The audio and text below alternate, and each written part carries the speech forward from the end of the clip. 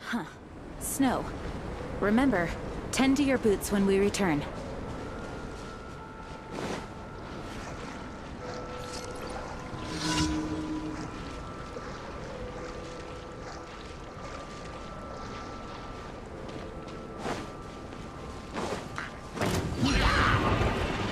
No one escapes my sights!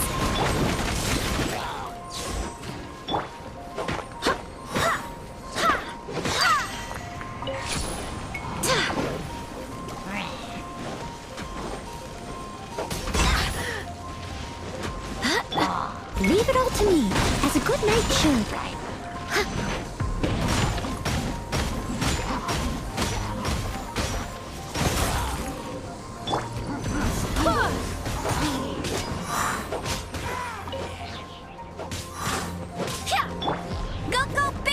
You're in for a little shock. You can come a little closer.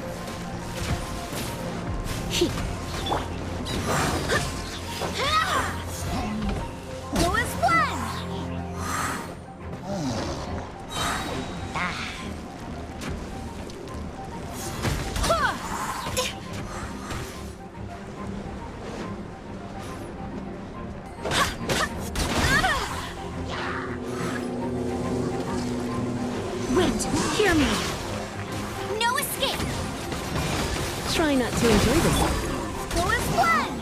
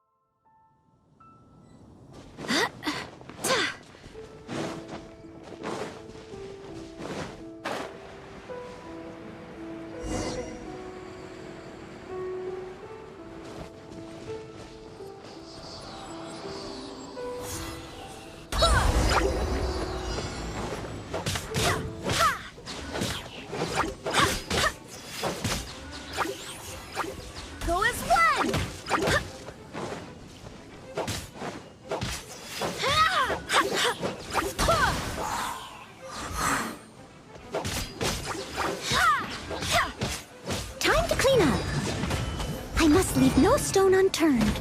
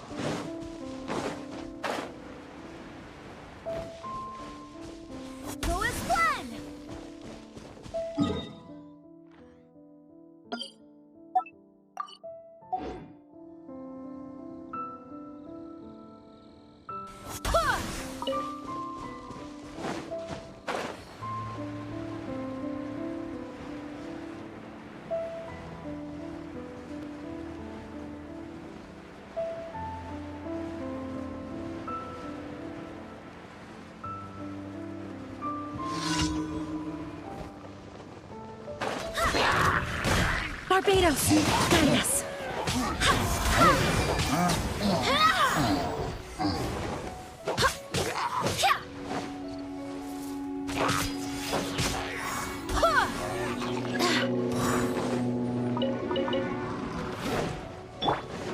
Bet you can't keep up with me. Let it rain. Get it. Not so hard.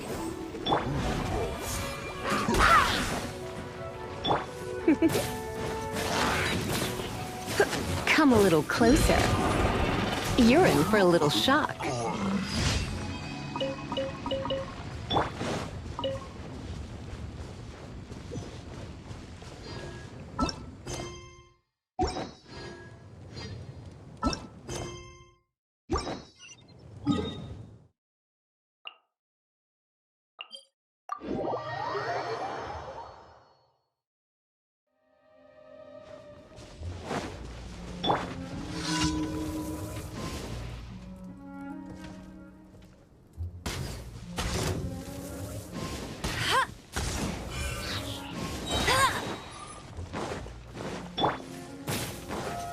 Let's spark.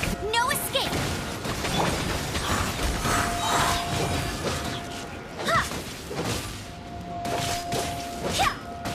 Go and fly.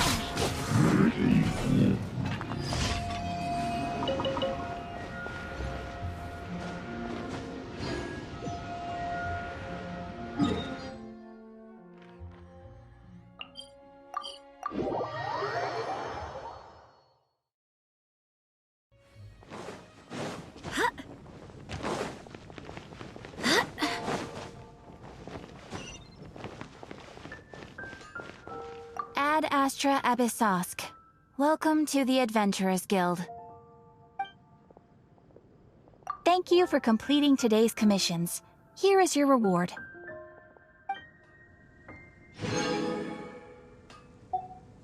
Ad Astra Abyssosk. Welcome to the Adventurers Guild.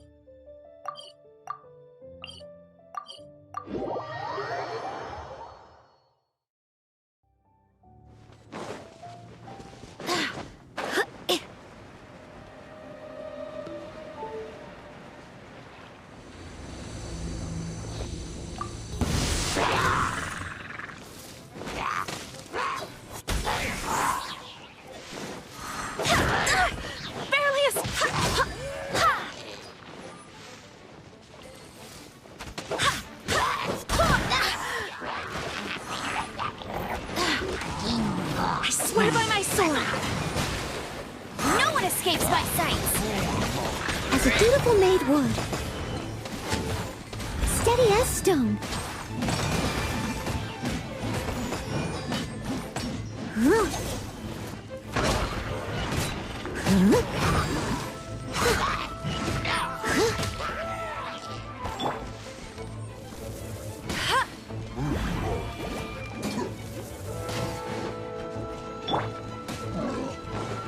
Go and fly.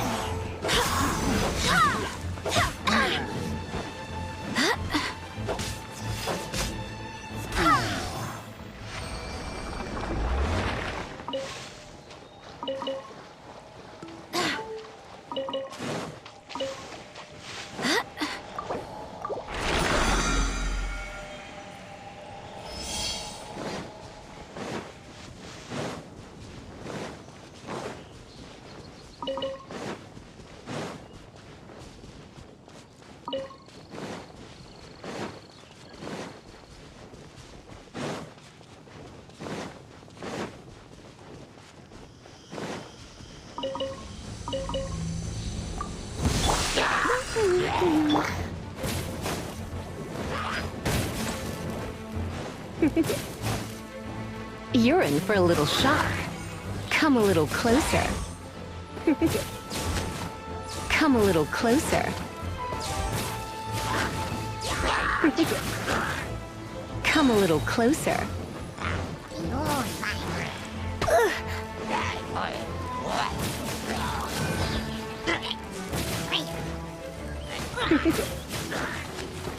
Come a little closer.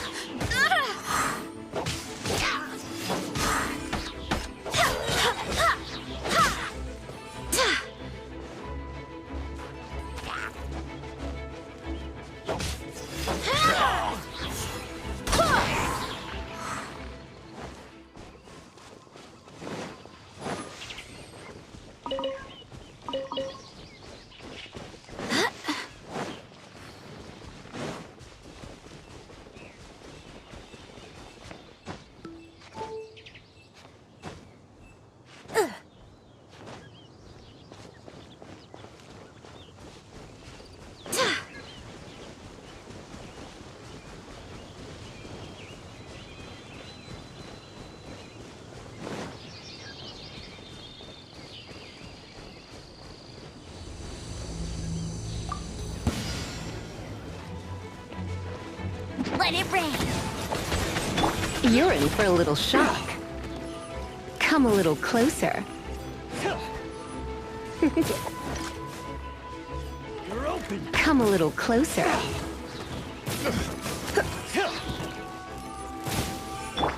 Go as one.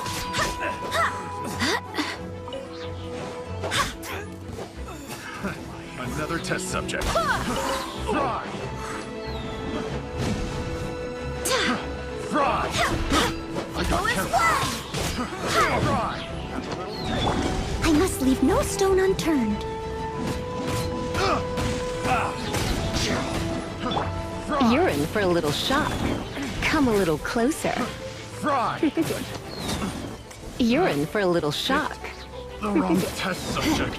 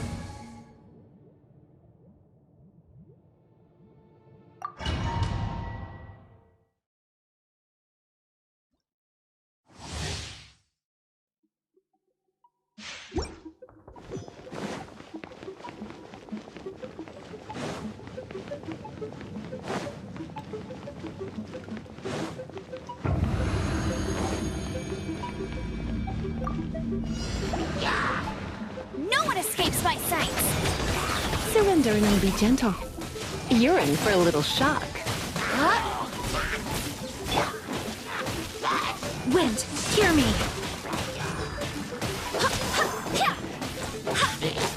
Go as one.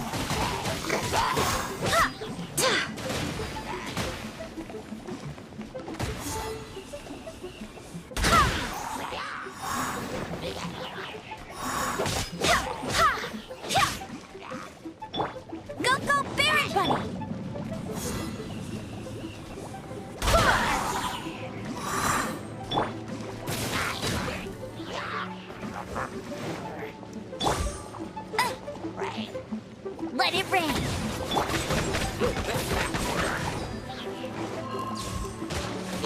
Come a little closer.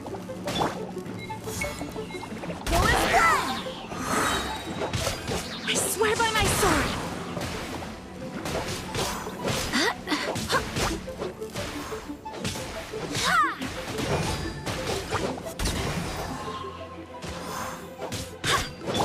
Get him.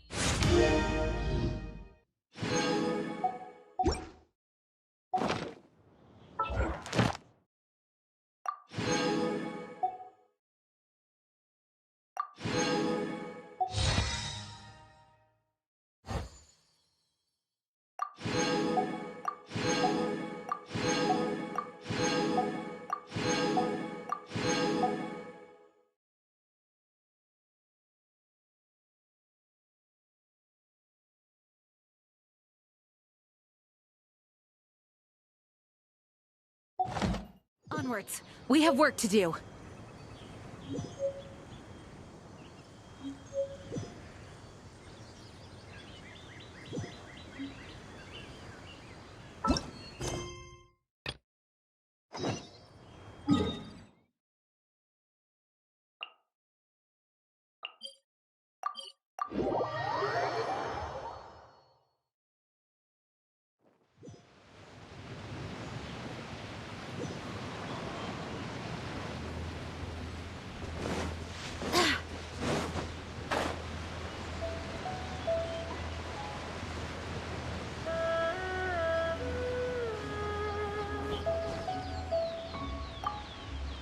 Have mercy, O mighty Adeptus.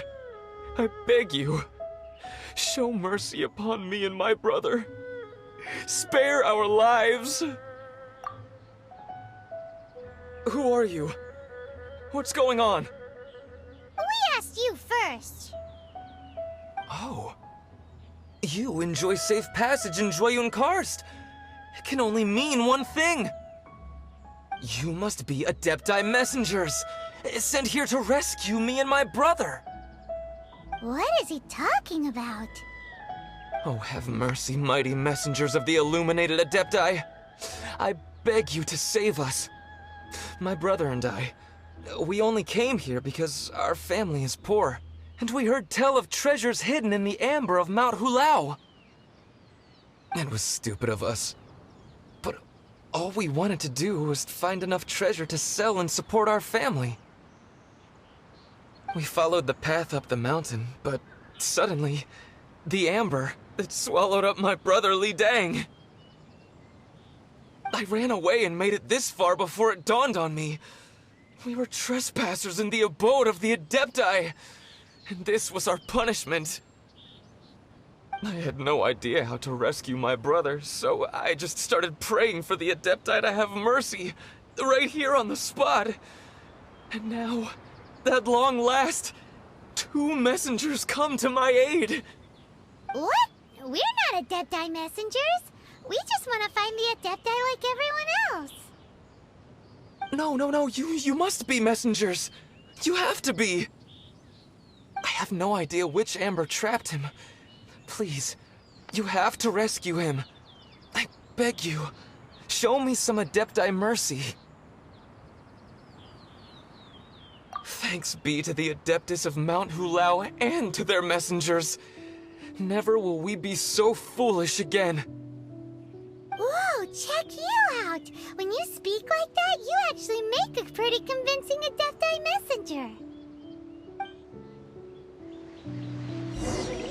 Paimon was gonna ask him about where to find the Adeptus, but he seems pretty one-track mind about rescuing his brother right now.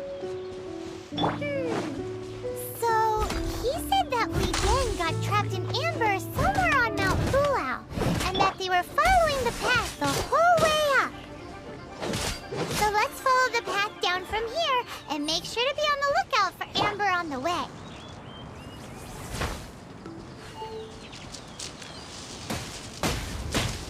Blitz.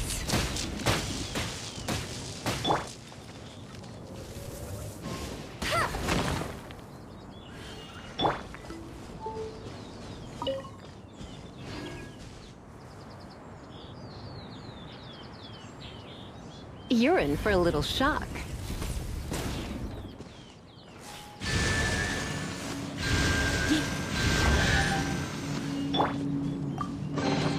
I hope the others find some. Someone needs assistance.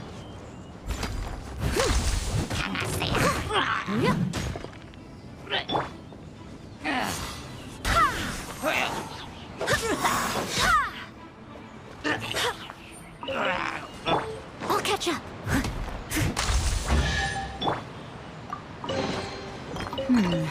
Things are going a little too smoothly today.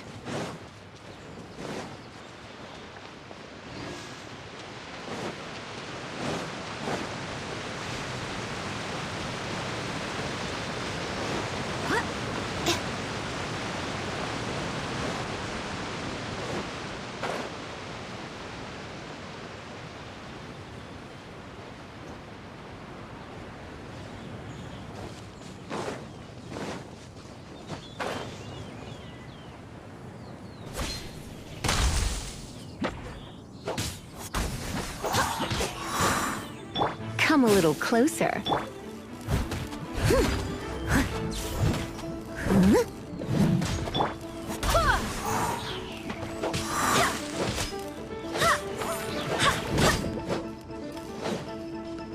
Go as planned!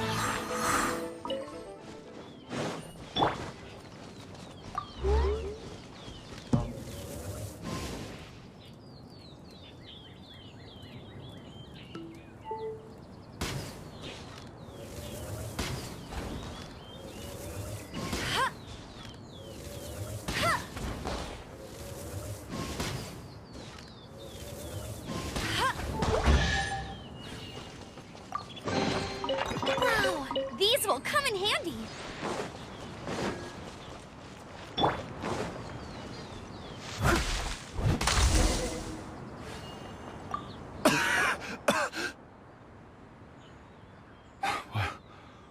What happened?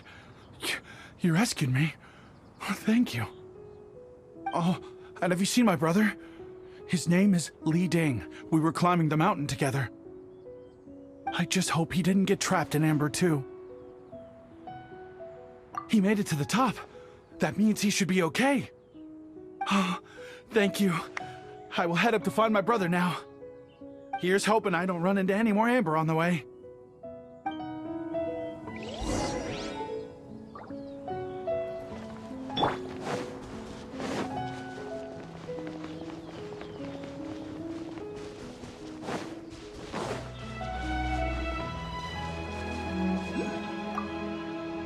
Thank you for rescuing my brother, O mighty messengers of the illuminated Adepti. What? No. I mean, like everyone else, we've heard that there's an Adeptus living in Mount Hulao. But regular folks like us would never have the chance to meet them. No way. Unlike you guys, you're Adepti messengers, so it's a whole different story. Anyway, we have trespassed in the realm of the Adeptus for long enough. We should get going. Thank you, mighty Adepti messengers. Yes, thank.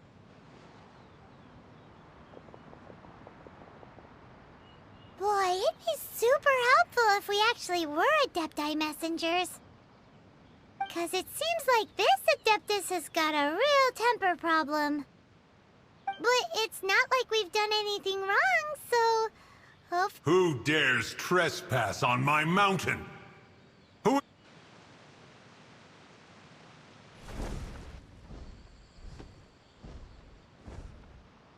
Foolish mortal, come forth and receive your punishment at...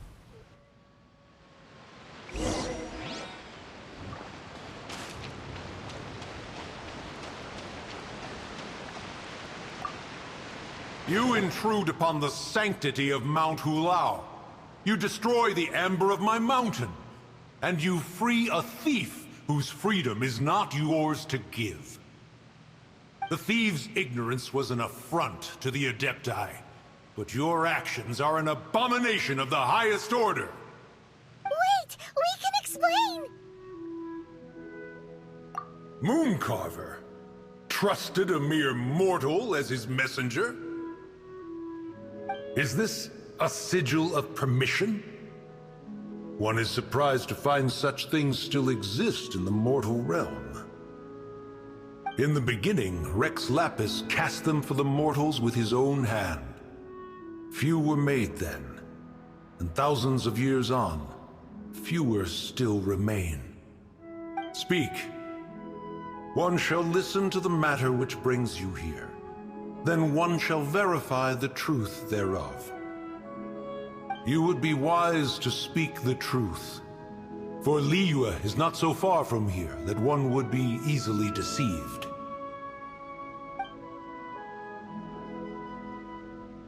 Rex Lapis assassinated? At the rite of dissension? What mortal in Liyue, nay, in all the world, would conspire to commit such foul treason? Or perhaps the more pertinent question is, what power in this world could aspire to achieve it?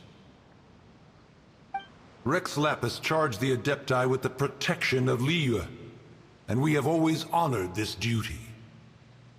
As the people have prospered, so have we gradually withdrawn into the mountains.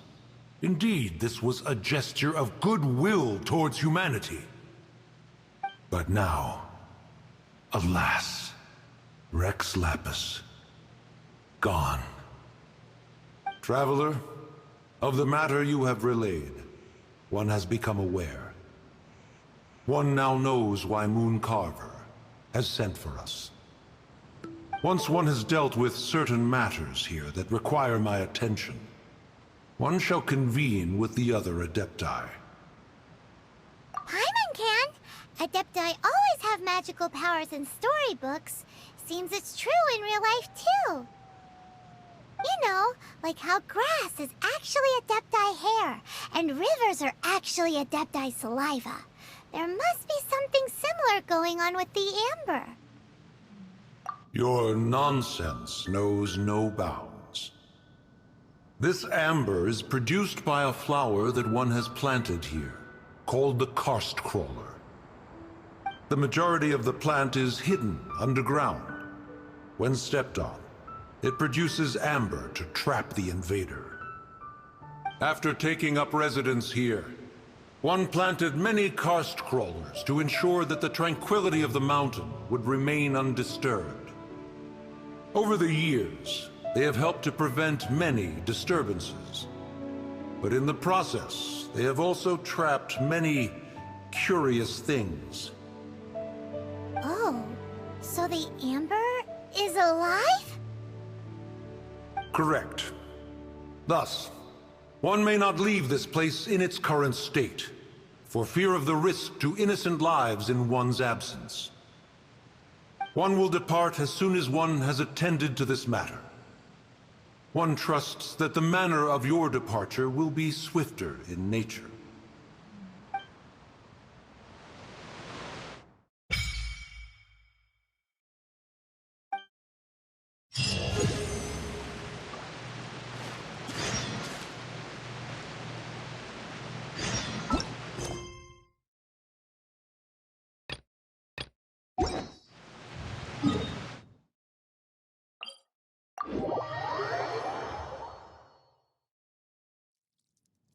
I do hope the Knights of Favonius are all working hard.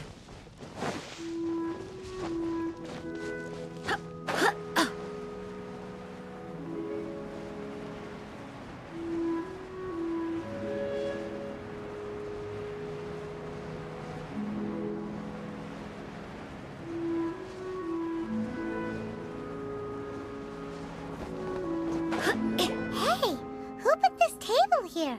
They've even set it ready for dinner. There's a wine jug and everything. Ooh, they even have the guests' names carved into the seats. Here sits Retainer. Here sits Guizhong.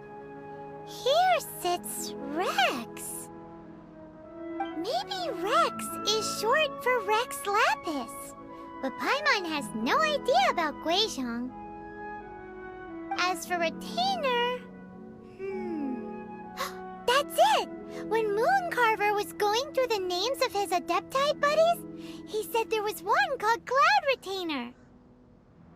So this must be where Cloud Retainer and the other Adepti have their dinner parties. How about we cook up some extra special dishes for the Adepti? We're sure to get Cloud Retainer's attention that way. But what do Adepti even eat anyway? Paimon has no idea. People must make offerings here all the time. Guess all we can do is look around the area for any leftovers. Maybe that'll give us some ideas. Do you think maybe it's at all possible that the Adepti might like to try some sticky honey roast?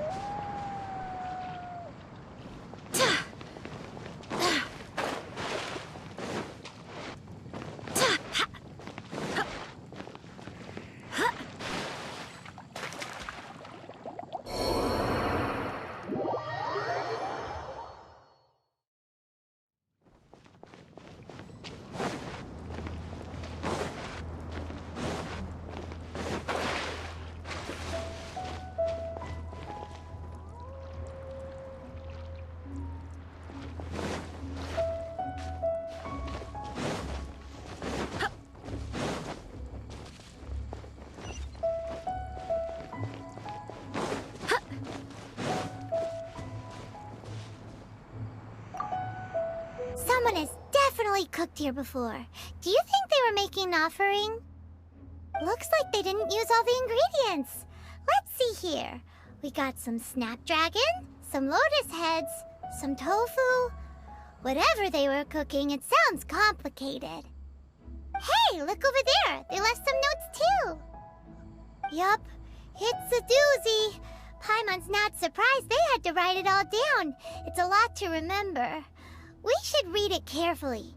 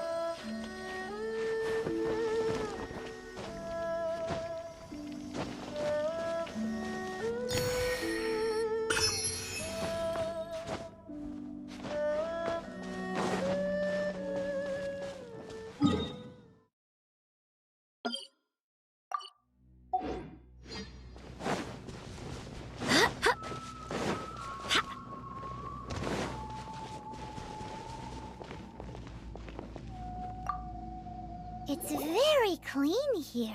Whoever cooked here last obviously likes to keep things neat and tidy. Paimon bets they were making an offering to the Adepti. Looks like we got us some matsutake and some raw meat. And what do you know? The recipe is right here. This chef, was a super organized person.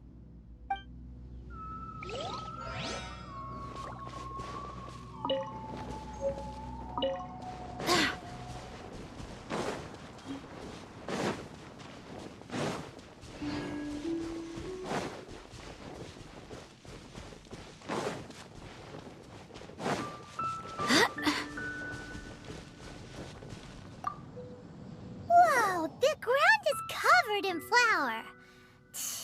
What a messy chef. Seems there's meat in this pot, but Paimon can't tell which kind. Do you think whoever cooked this made it as an offering to the Adepti? Paimon can't quite imagine an offering made of flour and meat. Huh? Our messy chef dropped a piece of paper on the floor. Ew, and there's a huge footprint on it too.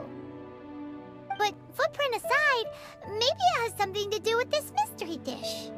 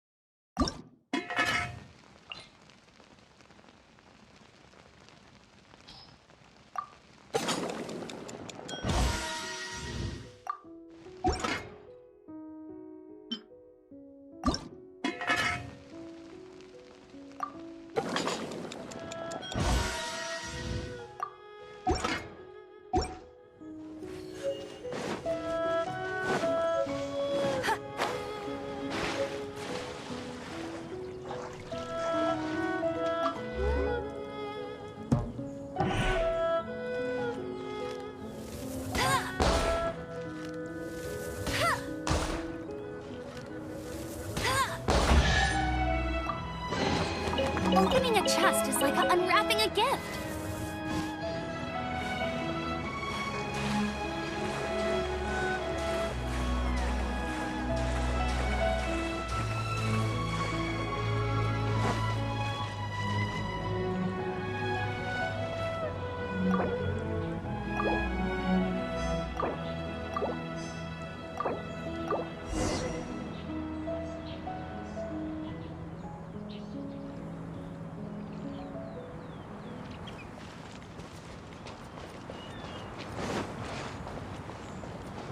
You can't keep up with me. I'll race you there.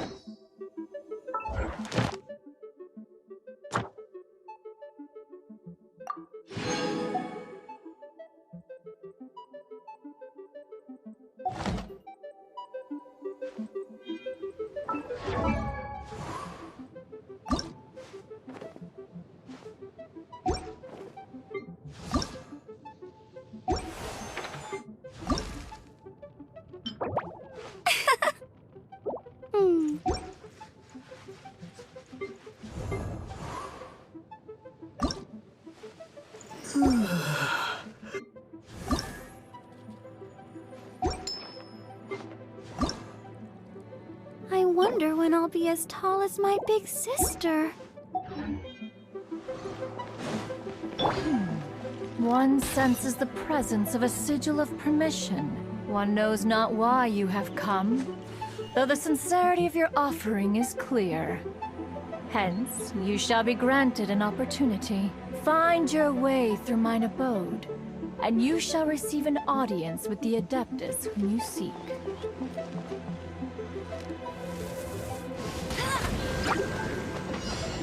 Go, Barret Bunny!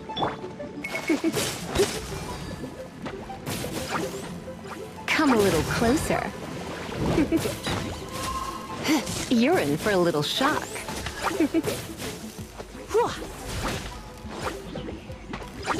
Come a little closer.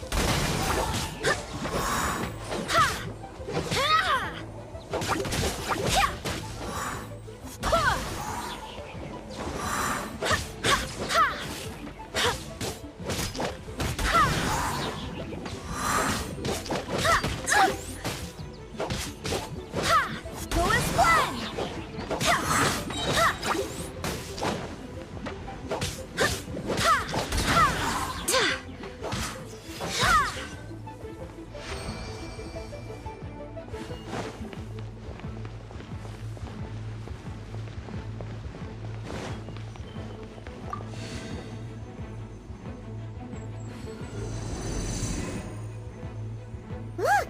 That platform is moving! So that's what this button is for!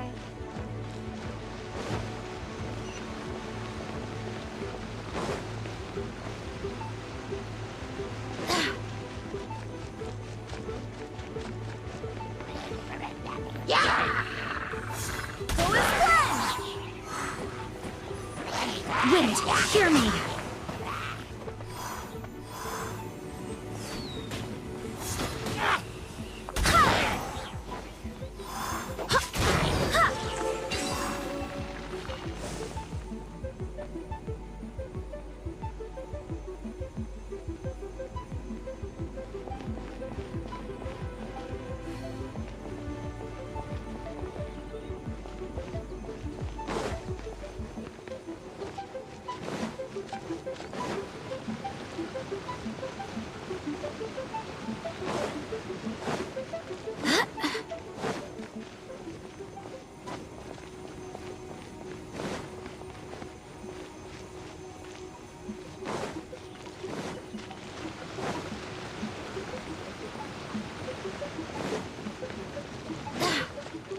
There's no way for you to get up there. Where's a wind current when you need one?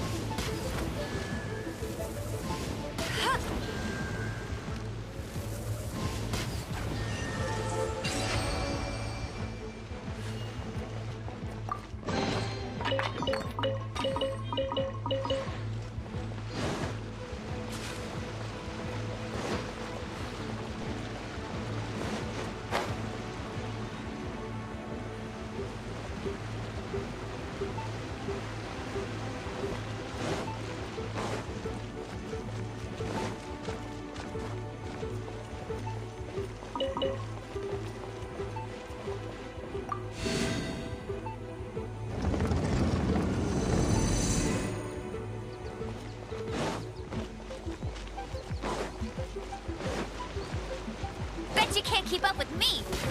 I'll race you there.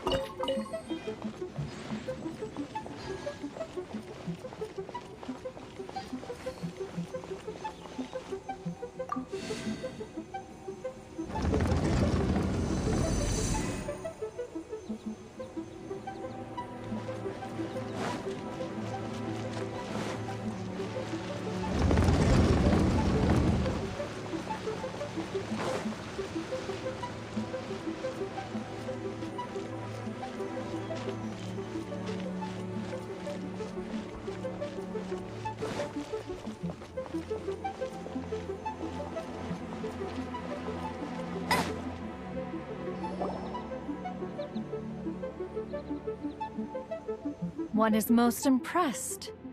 The path that leads through this abode defies those of ordinary abilities. The one before you is the Adeptus Cloud Retainer. Now speak of the matter which brings you here. You surmise correctly. This place did one self-build, as did one design the mechanisms within. In fact, even Gui Zhang and Rex Lapis themselves found one's technological accomplishments to be worthy of commendation. This place is huge, and there are so many mechanisms. Do you really have this whole place to yourself? What's it even for? Did you build it as your private mechanism workshop or something? It's just like the stories say. The Adepti leave the human world, find somewhere to go be a hermit, and then they research and invent all these amazing things. One is simply not partial to the tedium of social interaction, and wished to find some peace and quiet. Find it one did. Shortly after which, you arrived bearing your sigil of permission. But enough. State the matter which brings you here at once. You have disturbed the tranquility of this place for long enough. Rex Lapis. Assassinated? How can this be? Such a heinous crime! Who would dare? The notion is so preposterous as to be unbelievable. One shall have to verify the truth of the matter independently. Perhaps one shall quash Liyue first, then convene with the other Adepti. Wait, what? Did you just say squash Liyue Harbor? Are you seriously gonna wipe out the whole city? Only a response of sufficient magnitude can negate the possibility of further incidents. It is as you say. But if Rex Lapis has indeed been murdered, then Liyue is in great peril. To delay in quashing the threat is to invite further disaster.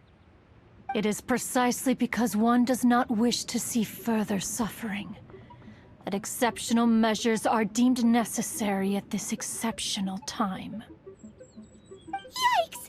Quick, you gotta think of something. She wants to squash Liyue flat, and it doesn't seem like she's bluffing. exactly what Paimon was gonna say. We made all that delicious food and gave every last bit of it to you. We were hoping you might help Liyue out, not wipe Liyue out. Or at least let's, discuss it first. Can't hurt for you to get a second opinion. Contract? A cruel irony that you should appeal to the notion after the merciless murder of the god of contracts himself. The people of Liyue seem quite content to dispense with their contracts. They are quite adept at taking that which is composed of black and white and turning it gray. Nevertheless, since you come here in the name of contracts, far be it from one to abandon one's own contractual obligations. Least of all when you come bearing a sigil of permission. Rex Lapis infused these sigils with adeptal power when he first cast them. That power once aided humans in battle. Most of the sigil's power has long since worn off. It is but a keepsake now. This keepsake cannot be taken as proof of your trustworthiness. One must investigate the claims that you make independently. This, no doubt, is Mooncarver's very reason for summoning us. Your audience with the Adeptus before you is now concluded. Leave at once, and...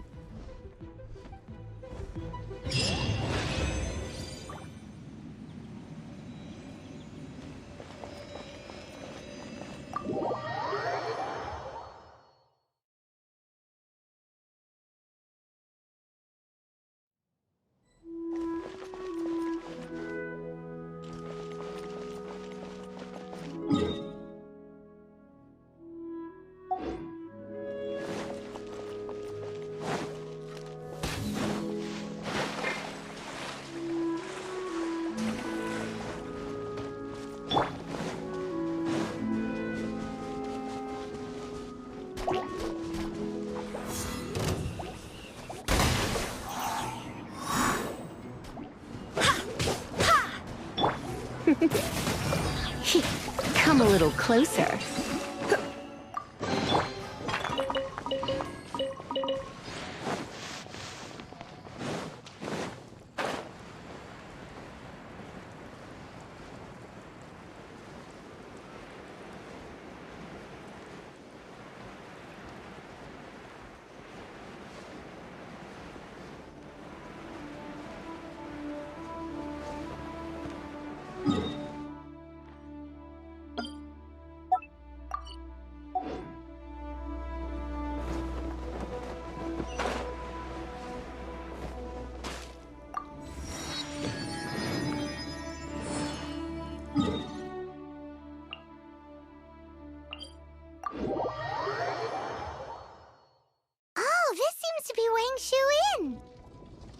Compared to Joyun Karst, this place seems basic. Are we really gonna find an Adeptus here? Let's take a look. Paimon reckons he'll be on the balcony. Doubt we're gonna find him in the kitchen.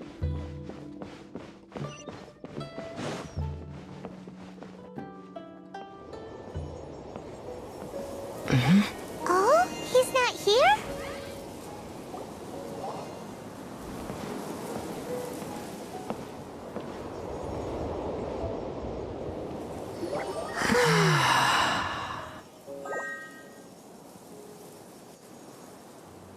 To the blind, everything may not be as it appears.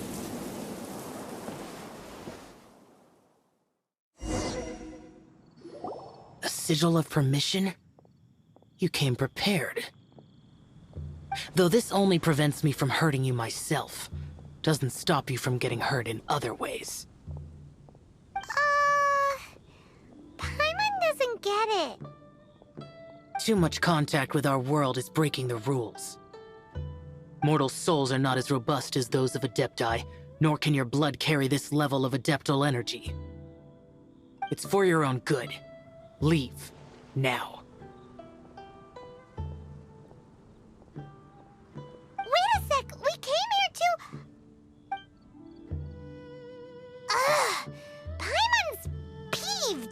All he does is think about himself. Paimon wants to give him an ugly nickname. But if you tick off an Adeptus, the only thing you'll probably ever find in treasure chests is cabbages. Blech. Guess we should go ask the boss lady of the inn about just how she manages to talk to Adepti.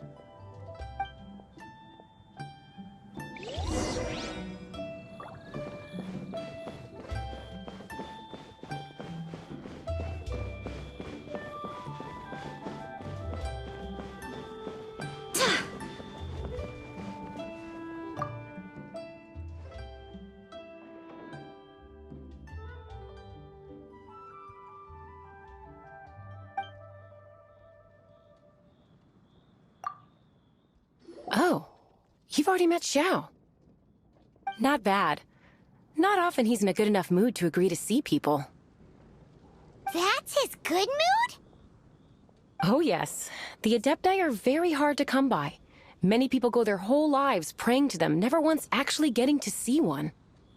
When the Geo Archon built Liyue, he borrowed power from the Adepti. But most of them only know how to protect Liyue by fighting. So for many millennia, it has instead been humans who have led Liyue. You really know a lot, huh, boss lady? It's not boss lady, it's just boss. Anyway, seeing as you have the favor of the Adepti, things should be a lot easier. Well, if you want to know my opinion, if you keep Xiao in a good mood, things should be okay. Good mood? Can't really imagine what a good mood looks like for that vigilant yaksha. Will be interesting, won't it? Come to think of it, I've never seen him smile either. How about this? You go see the chef for a bowl of almond tofu and a plate of whatever it is you're best at making. Almond tofu is one of the few human foods Xiao likes. The other dish is up to you. Up to us, eh? What do you think you're the best at cooking? Really hard to screw that one up, right?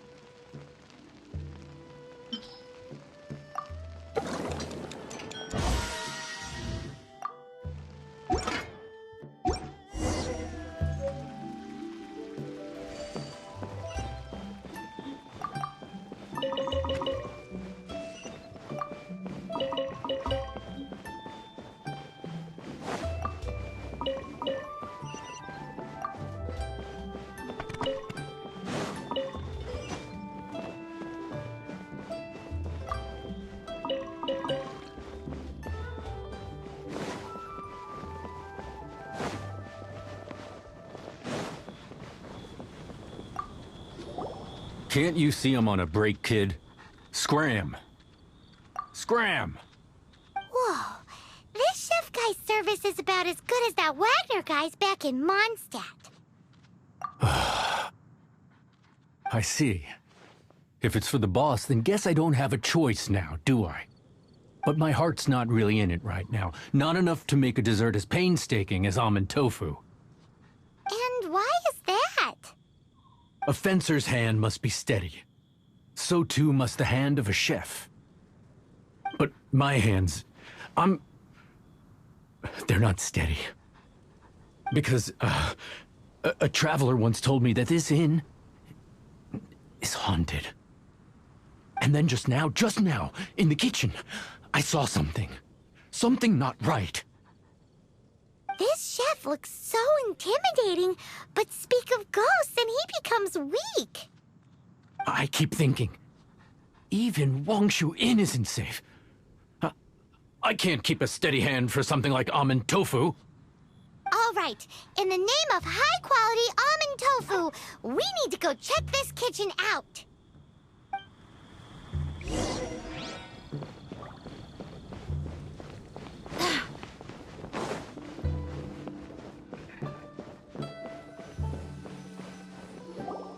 doesn't seem to be anything.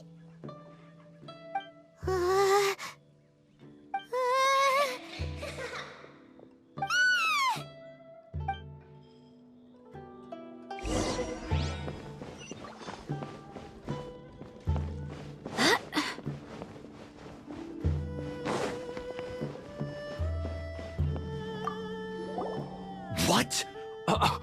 You saw it too? There really is a ghost! What? How could I... Okay, so he's useless now. What do we do? Forget it. Let's just go see the boss lady again.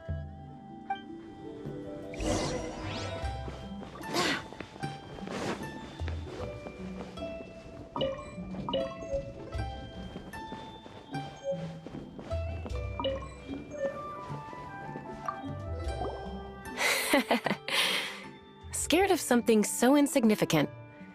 Hard to believe he was once a notorious bandit. You don't seem that afraid of ghosts, boss lady. Gods and ghosts. I've seen it all before. Come to think of it, others don't seem to know there's an Adeptus here at the inn except for the boss lady. Shh. Say any more and you'll be divulging my little secret. Right. Best you two be off. Go see to it that that little ghost doesn't go scaring anybody else. Not that I'm ordering you around. It's like the Adeptus said. Mortal souls are not as robust as those of the Adepti. So as not to be harmed when dealing with the Adepti, you can start by practicing with that ghost. There is a calligraphy painting in the inn known as the Witness Sigil. It's been in circulation for over 1,000 years. Go take a look at it. Once you have, look for a place outside where you can see the exact same Witness Sigil formation.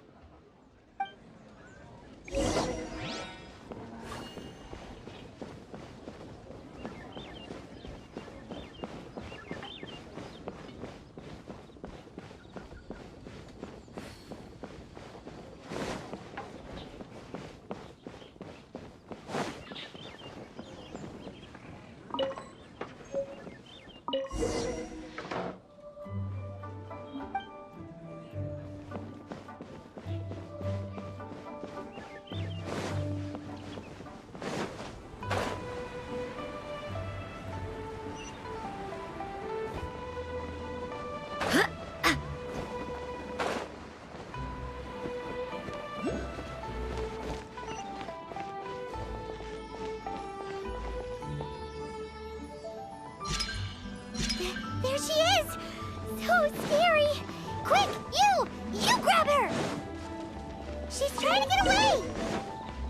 We have to follow her! If it's as the boss lady said, she won't disappear like last time!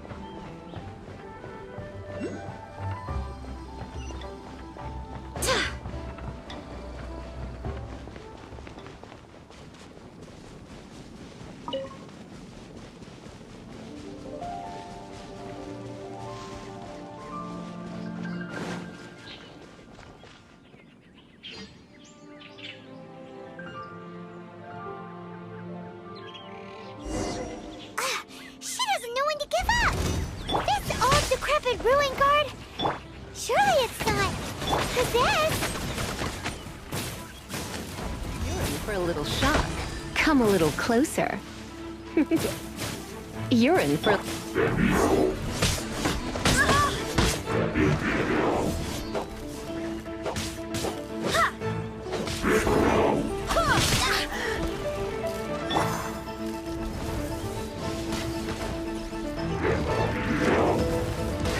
I'll race you there!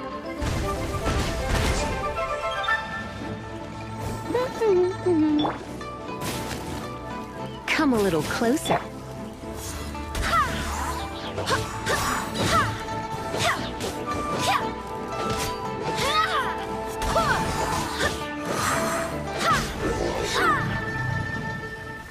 Silly churl, Billy churl. Finally caught you! Paimon's pooped. Silly Billy,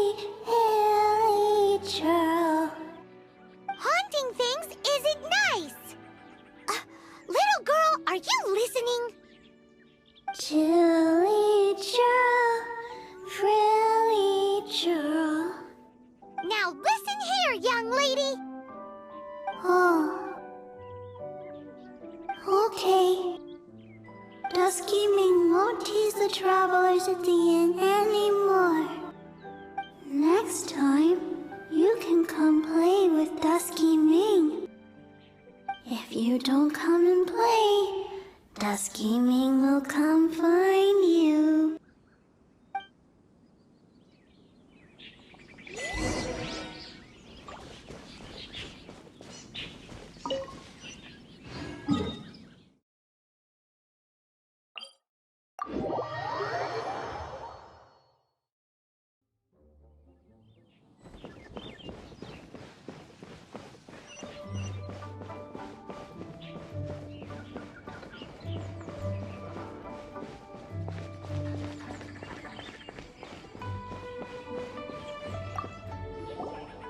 What? You really got the ghost to promise to stop haunting the inn? Wow. You really are something. I am in your debt. Please, wait a moment. I'll make you the smoothest, silkiest bowl of almond tofu. Haha, my hands are steadier than ever now that she's gone.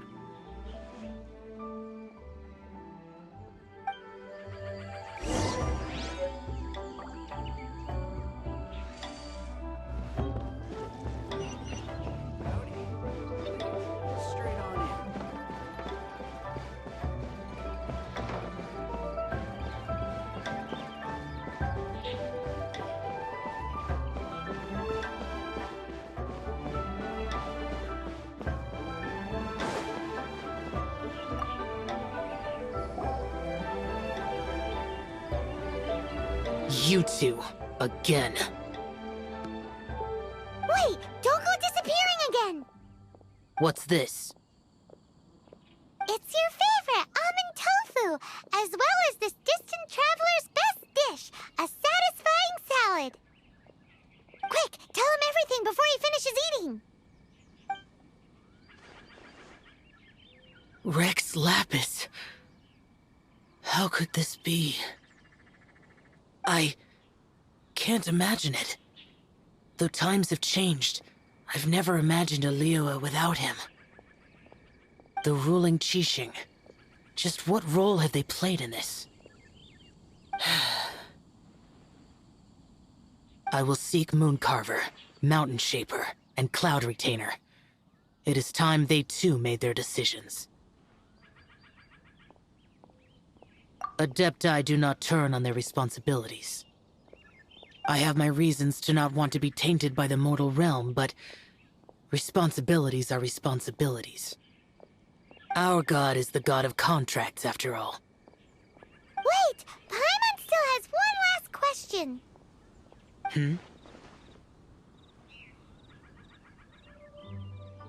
That Dusky Ming, she's...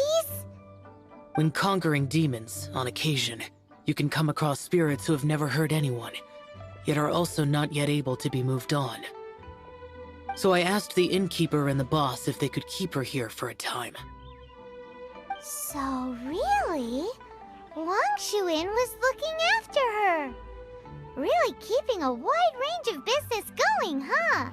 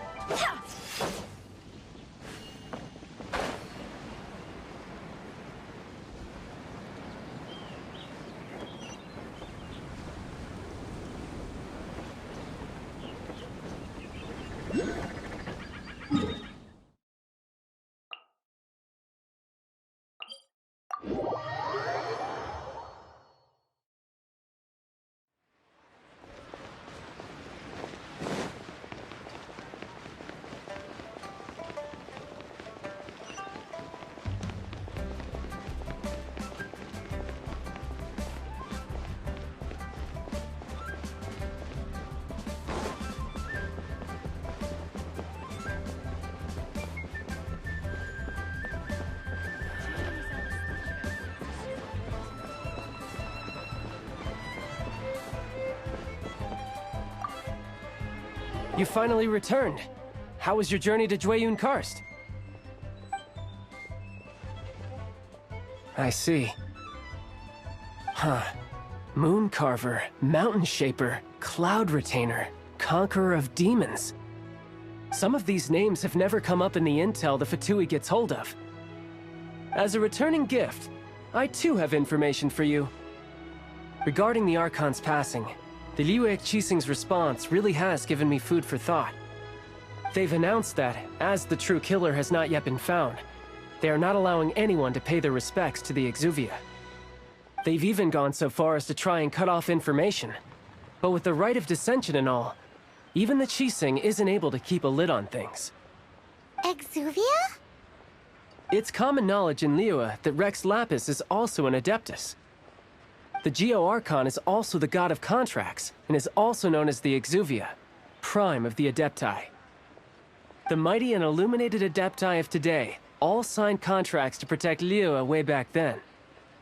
Guess that explains why they're all so focused on Liyue's well-being. Naturally, they both have the responsibility and the aptitude for the job. If the ruling Qixing became unable to perform their duty properly, the Adepti have the right to take corrective action. The Geo-Archon's spirit has risen, so why would the Qixing hide his vessel? Truly suspicious. Oh, right! He's the whole reason we came here! If the Liyue Qixing has locked up Exuvia and won't let anyone near, then our quest to find the Seven is already over. Oh? You're trying to find the Seven? And just why might that be, pray tell? Nice answer. A knight that gets duped by the Fatui would really be no knight at all now, would they? But I can help you with that too, you know. Really? Give me some time. Time to find someone. Someone who can help you break through this stalemate. Huh. Truly fascinating. The harder they try to silence the situation, the greater the chaos that erupts. If you want to be around to see it all come crashing down, best you stay alive until we next meet, yes?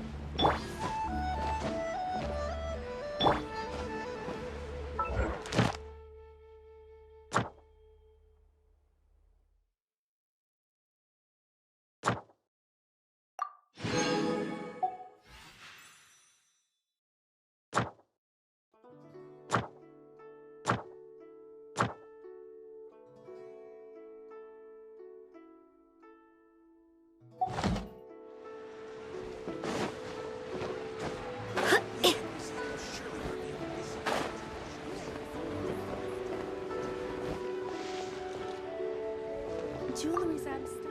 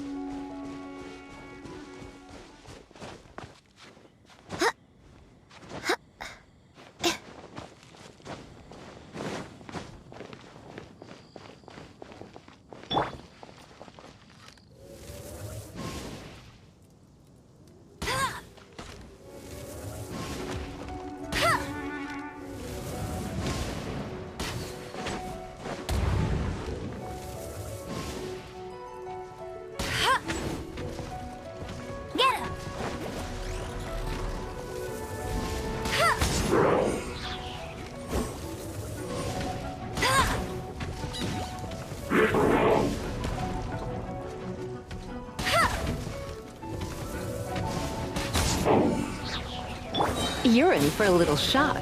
Try not to enjoy— No escape! Not so hard! Barbados, guide us.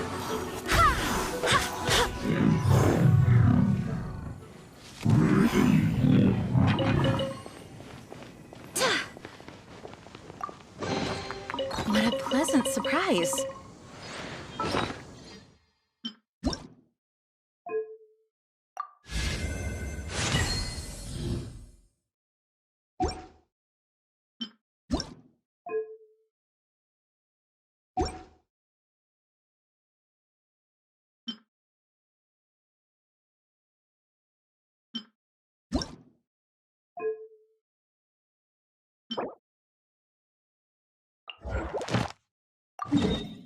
Onwards. We have work to do.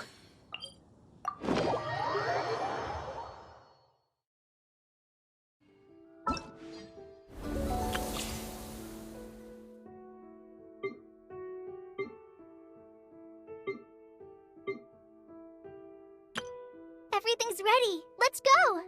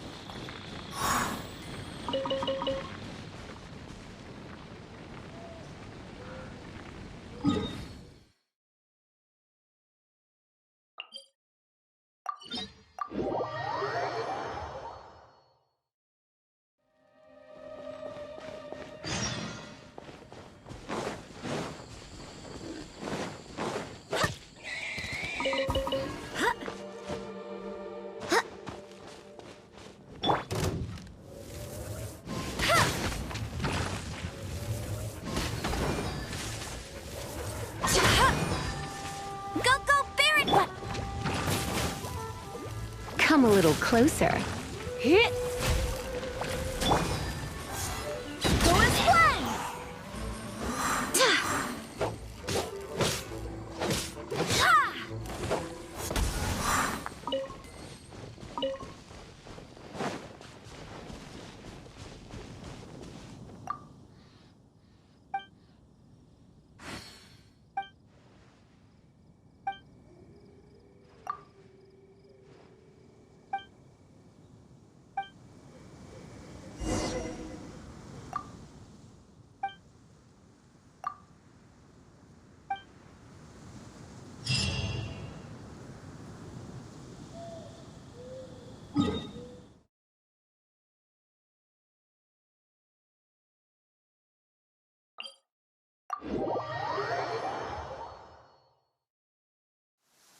The rain won't slow me down.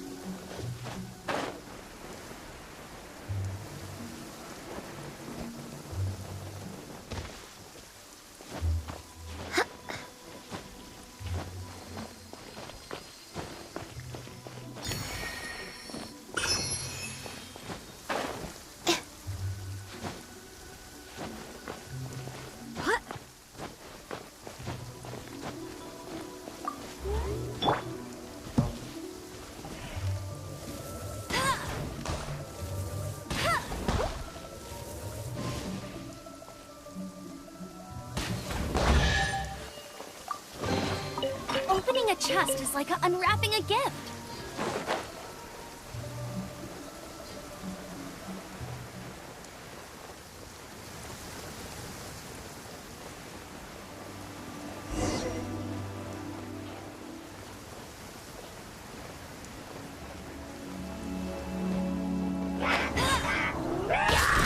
No one escapes my sight.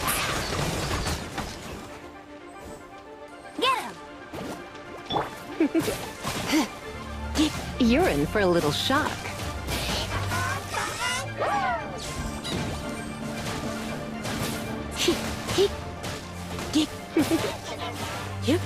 You're in for a little shock.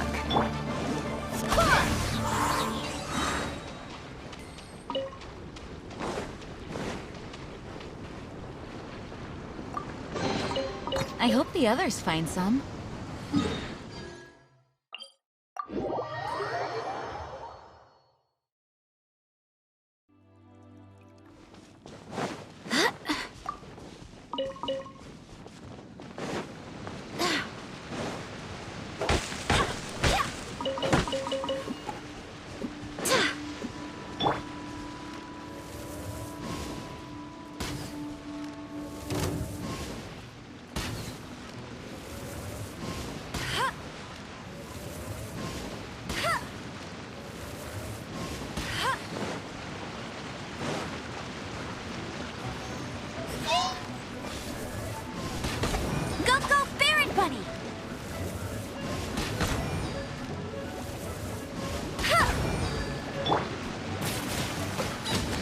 Come a little closer. You're in for a little shock.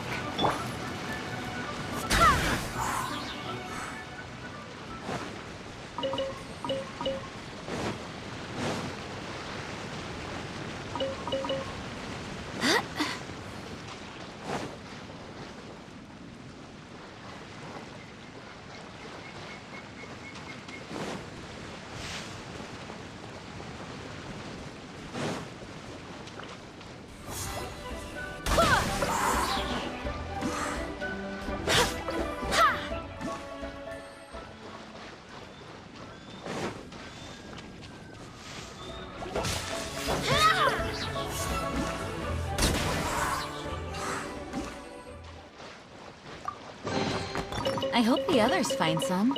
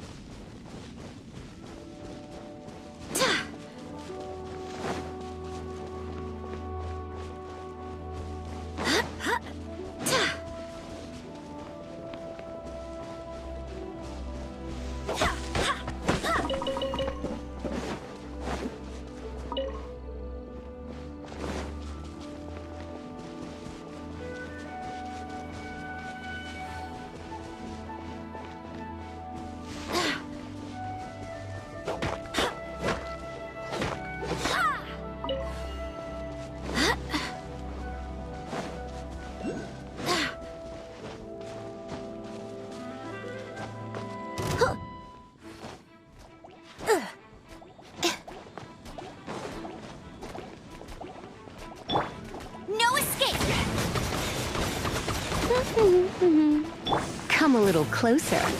Yeah. You're in for a little shock.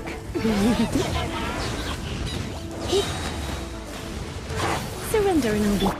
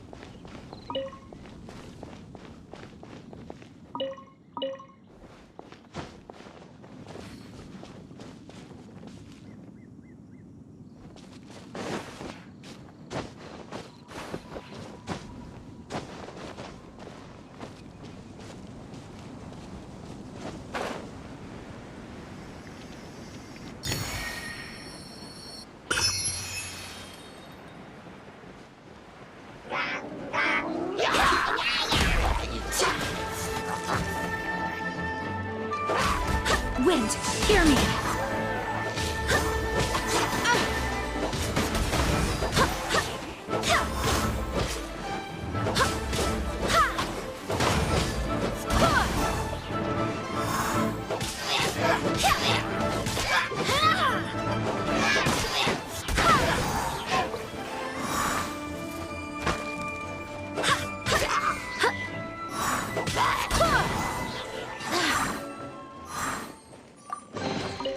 I hope the others find some.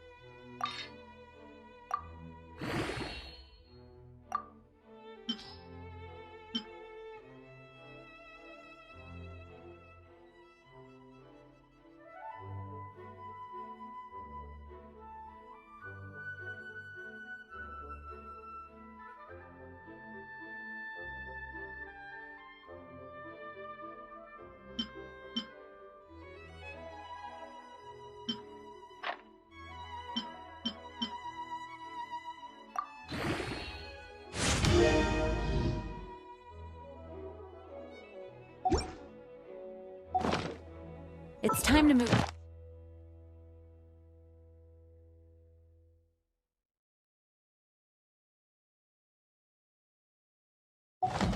On.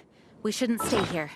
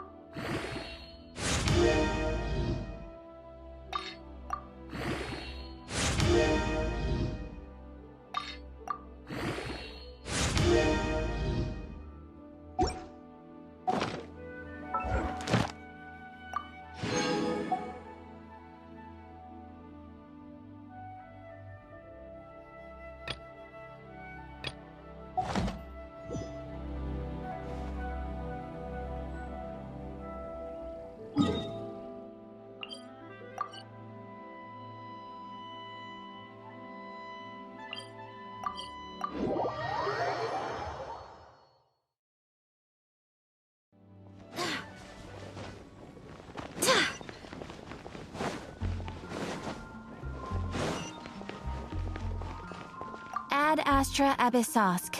Welcome to the Adventurers Guild.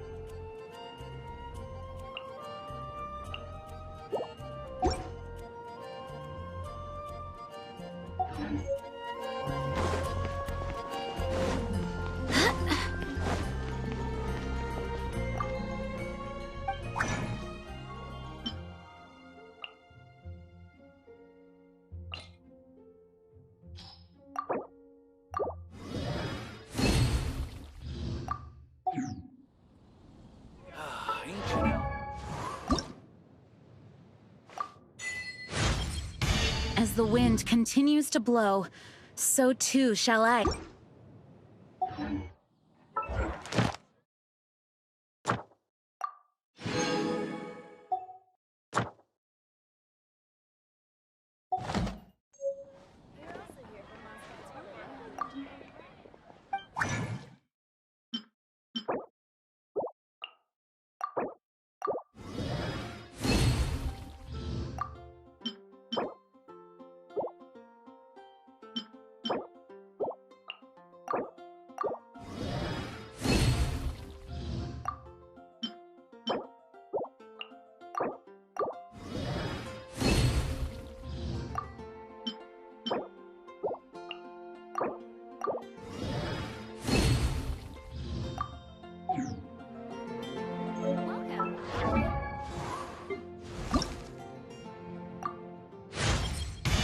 At this speed.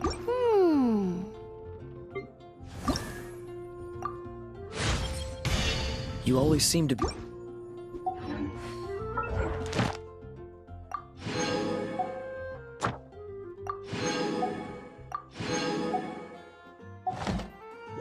I do hope the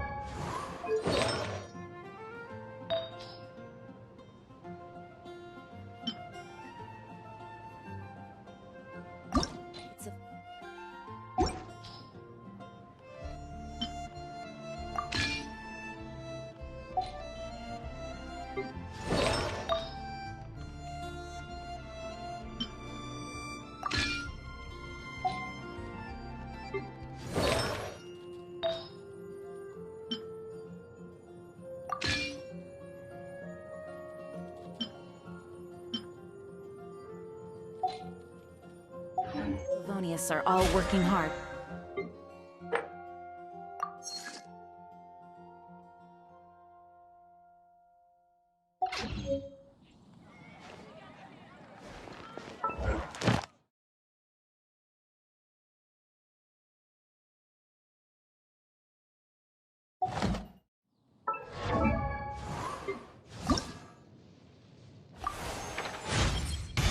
Chances to practice.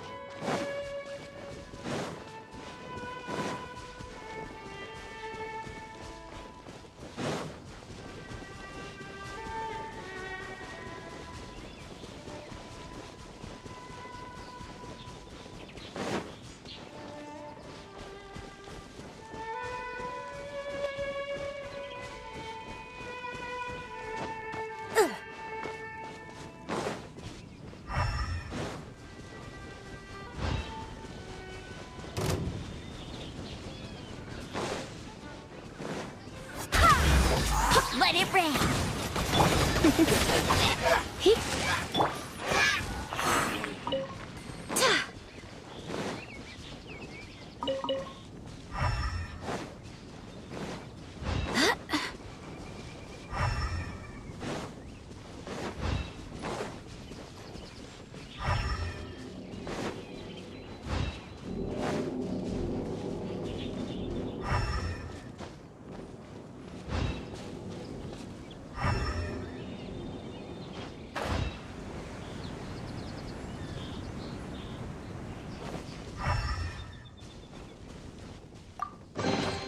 I hope the others find some.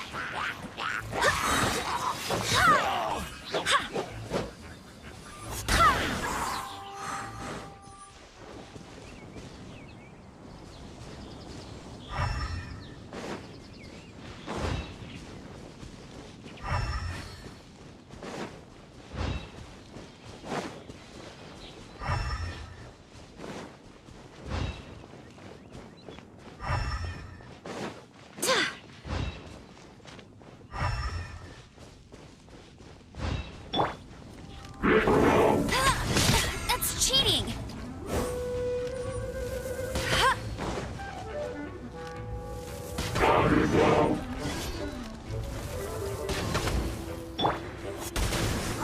Barbados, guide us. Come a little closer.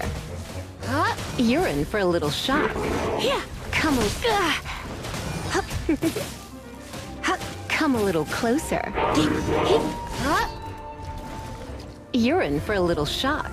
You've been a naughty boy.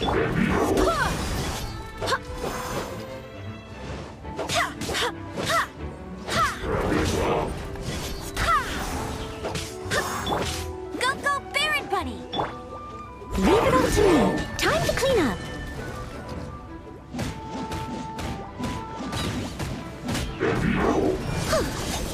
No escape!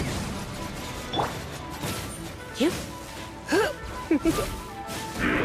Yeah!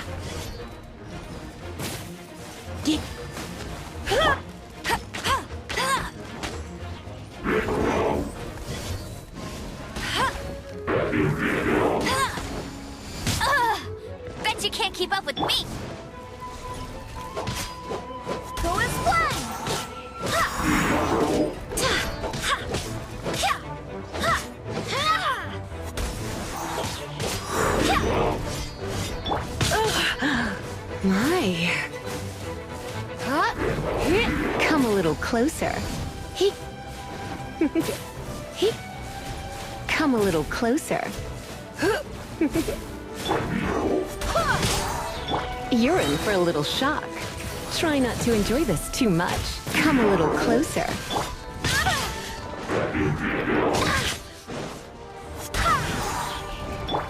I must leave no stone unturned.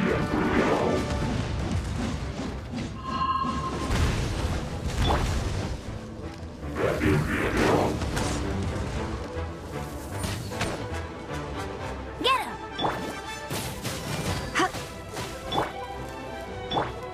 Go as one!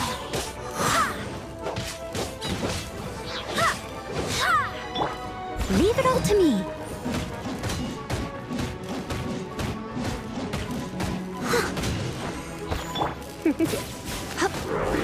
Come a little closer.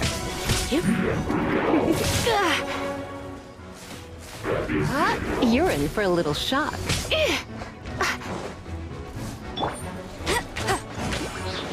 I swear by my sword!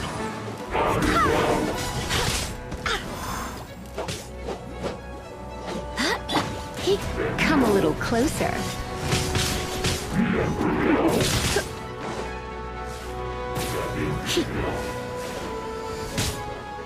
Come a little closer.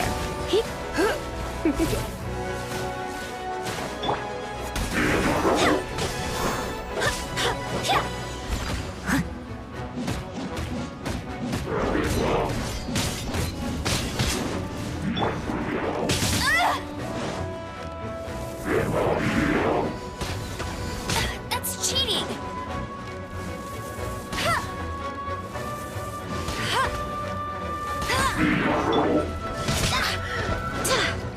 Go as one!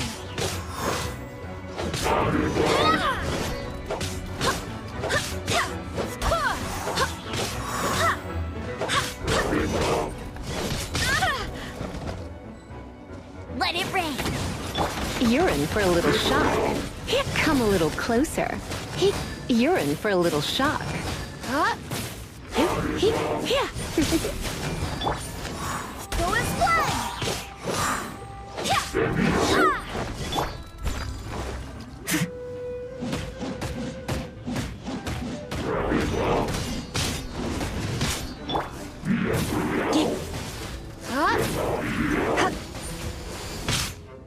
I knew I should have stayed home.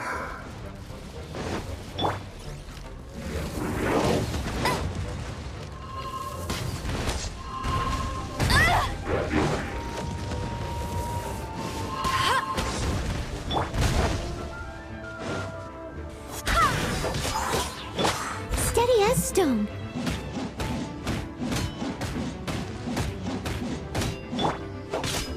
Go as one!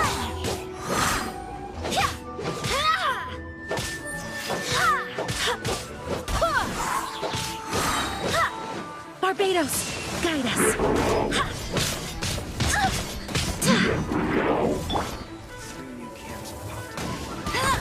Go, go, Baron Bunny!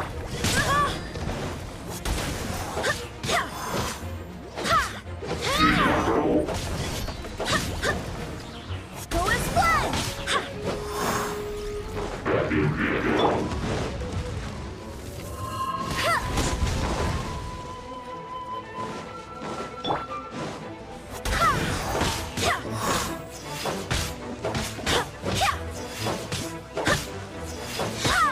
Go as one!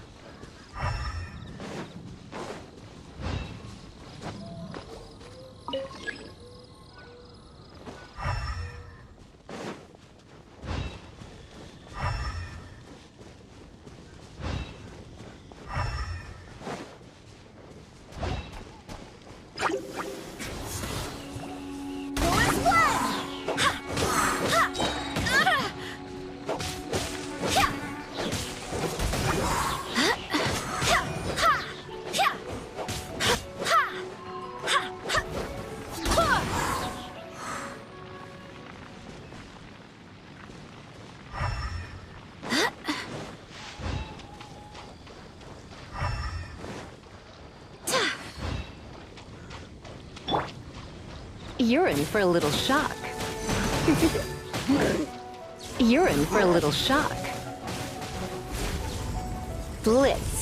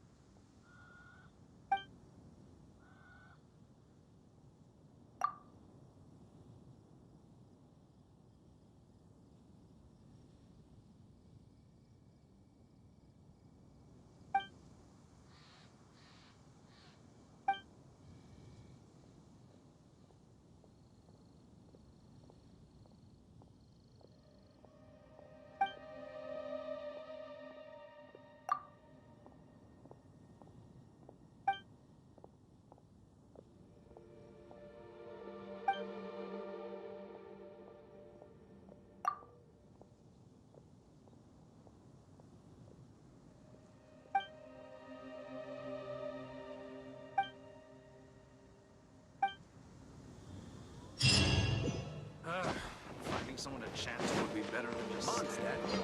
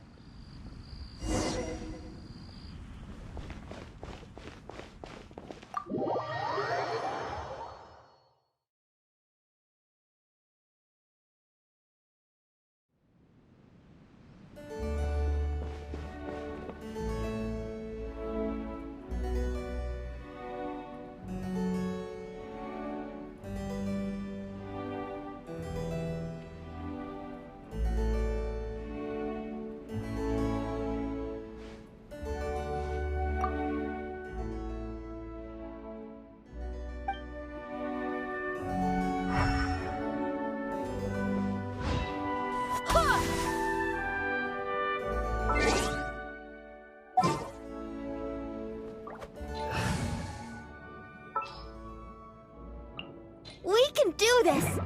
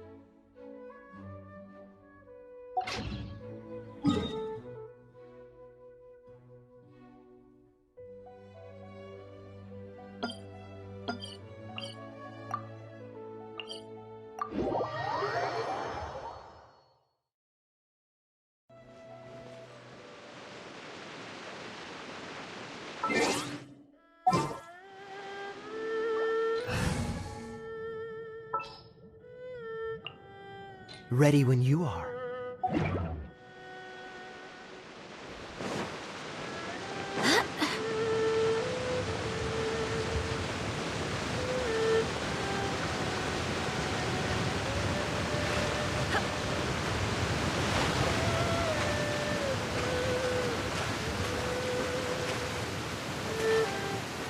The rain won't slow me down.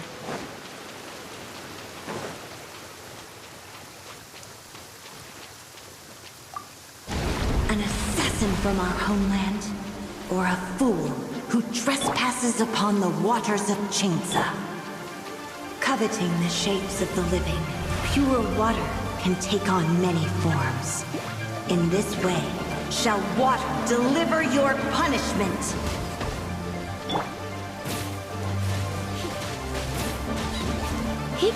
You're in for a little shock. The power of water is its ability to take any shape.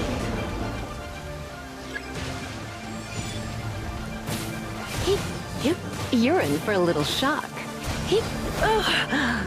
Cool it.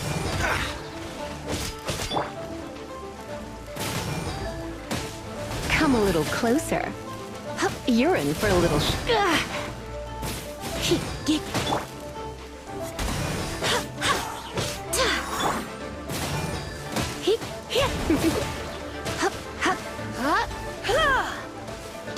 Without solid ground, terrestrial creatures become simply helpless.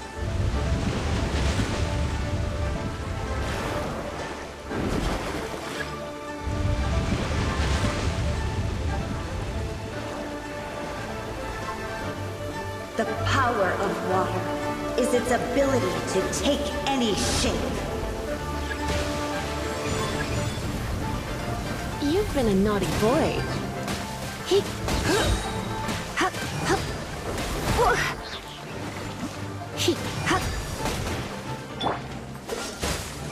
Don't get frostbite. Go and fly!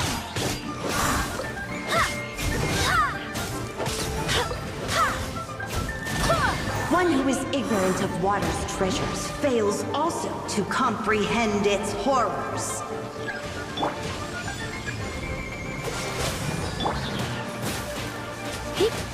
You're in for a little shock. Let's spark things up a little.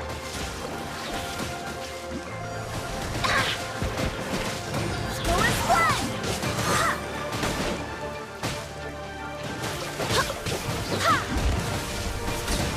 Let's see what happens when you lose your foothold.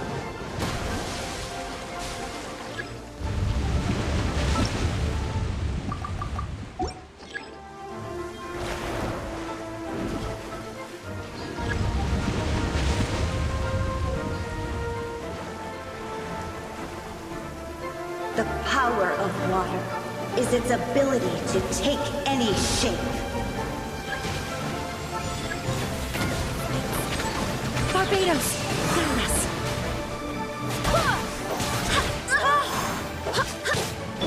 Freeze! Come a little closer.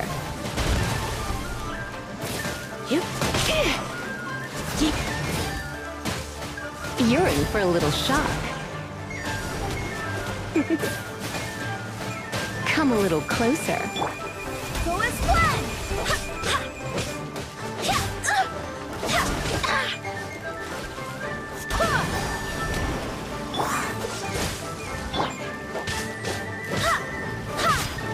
Go and fly! As long as rain falls and rivers flow, water will exist forever.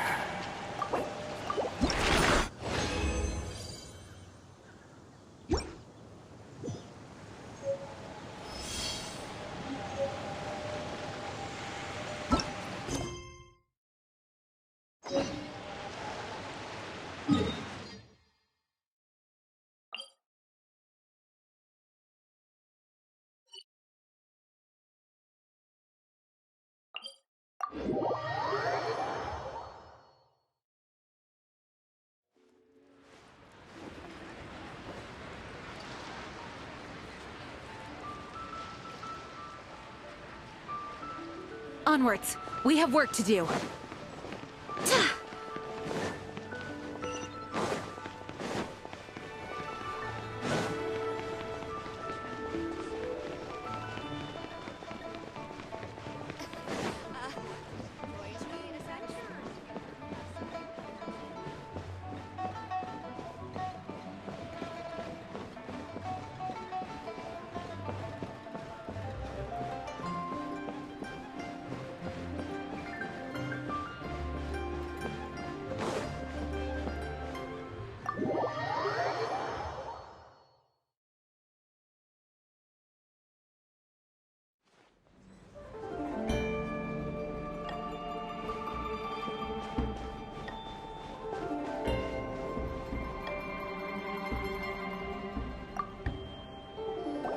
Welcome, friend of child, and congratulations on the first day of your illustrious career with the Fatui.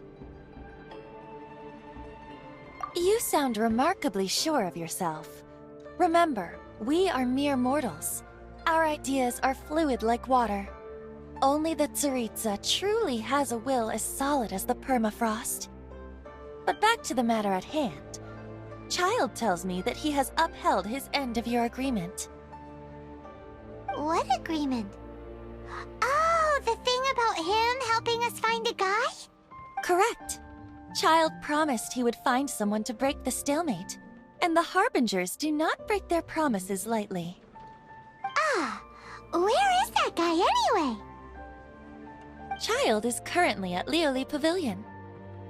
Oh, Paimon knows this one! Ahem. There are two styles of cooking in Lioli, known as Li style and Yue style. They have been competing for centuries, but neither has emerged as the clear winner. The flagship restaurant of the Li style is the Lioli Pavilion. The owner especially chose to open the restaurant at Feiyuan Slope so they could compete face-to-face with the Shinue Kiosk, which is the flagship restaurant of the Yue style. Don't talk to Paimon like that! Anyway, Paimon's hungry. Let's get moving.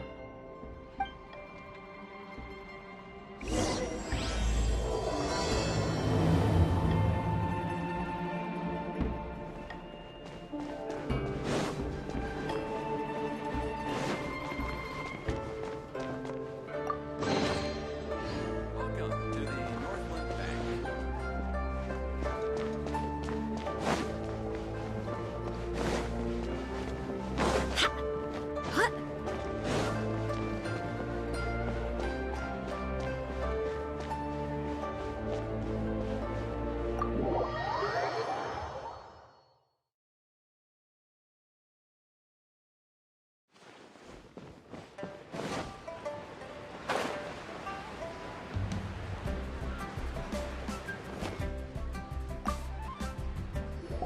Aha, you made it. As promised, I found someone who can help you. Someone who can solve the mystery of why the Liu Qixing would hide the Geo Archon's vessel. So, where is he? In Lioli Pavilion? He certainly is. Come, I'll introduce you. I took the liberty of setting up a business dinner, as per the Liu custom.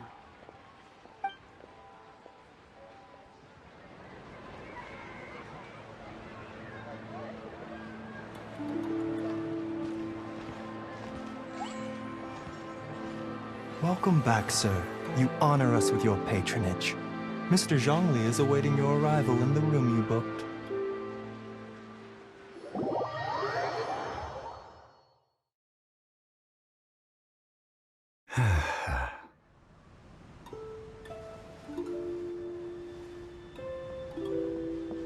Hi.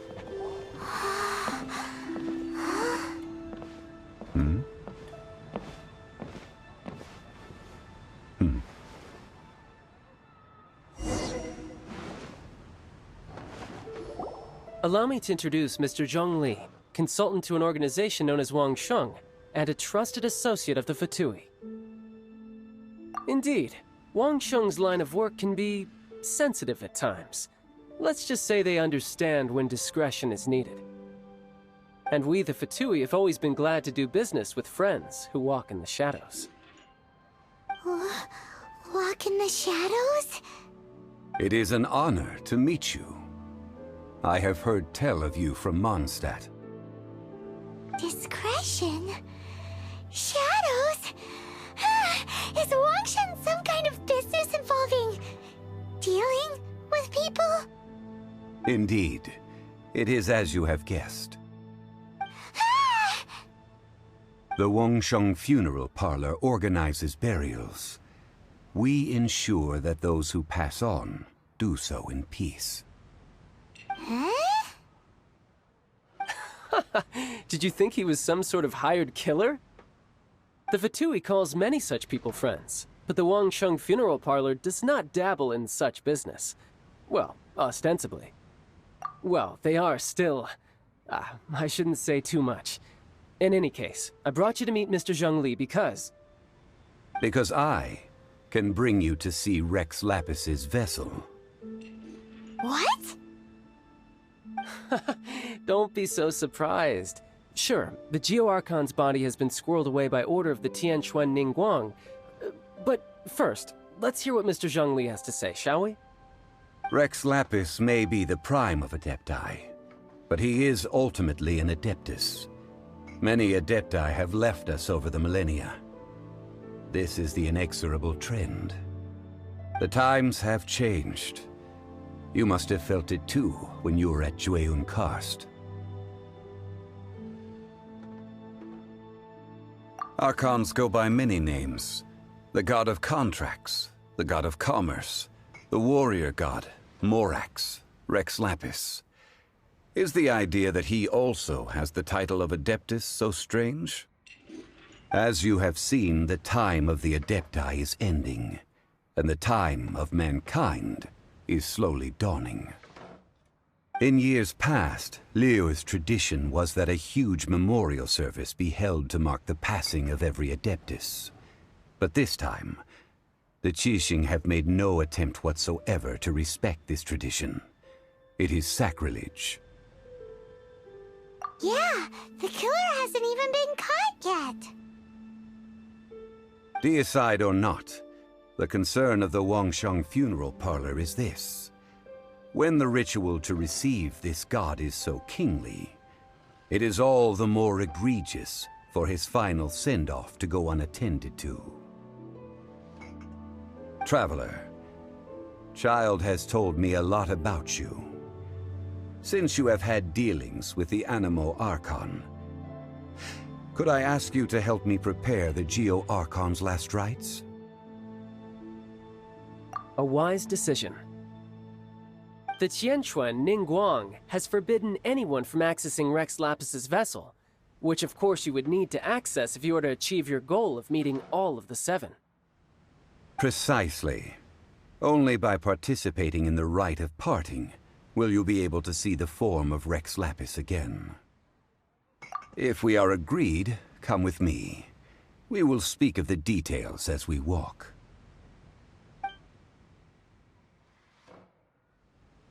All right, my bridge building work here is done. Turned out well, didn't it?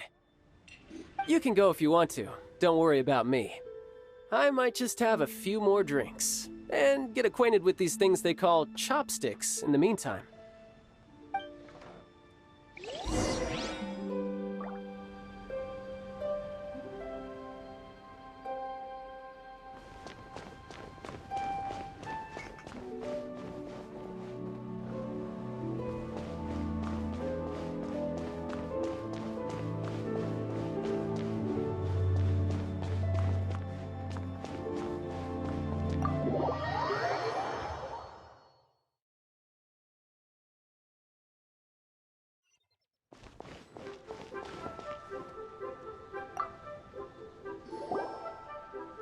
After having experienced the land of the absentee Archon, Traveler, how does it feel to know that our Archon and Adepti are here all around you in Liyue? I see. So you're that sort of person. It's not a bad thing. But I suppose you have yet to experience the substance of Liyue's 3,700 years of divinity. Organizing the rite of parting should prove to be an enlightening part of your travels. Liyue is the most prosperous of the 7 nations, defended by deities and ruled by the Qixing. As such, the diplomatic maneuverings of the Fatui have gained no purchase here. Ningguang of the Qixing has always been on her guard against the Fatui. That is in all likelihood why Child wants to make use of the Wangsheng funeral parlor's connections. Huh. What would Child get out of us doing the rite of parting anyway? I neither know nor do I wish to know. As far as I am concerned, the Fatui are merely financial sponsors. I only wish for Liyue's traditions to endure. These are the advance funds that Child has provided. If you use them up, you can go to him to apply for any subsequent funding. Wow! Well then, let us be off. The first step in our preparations shall be to obtain some prize Noctilucous jade worthy of a deity.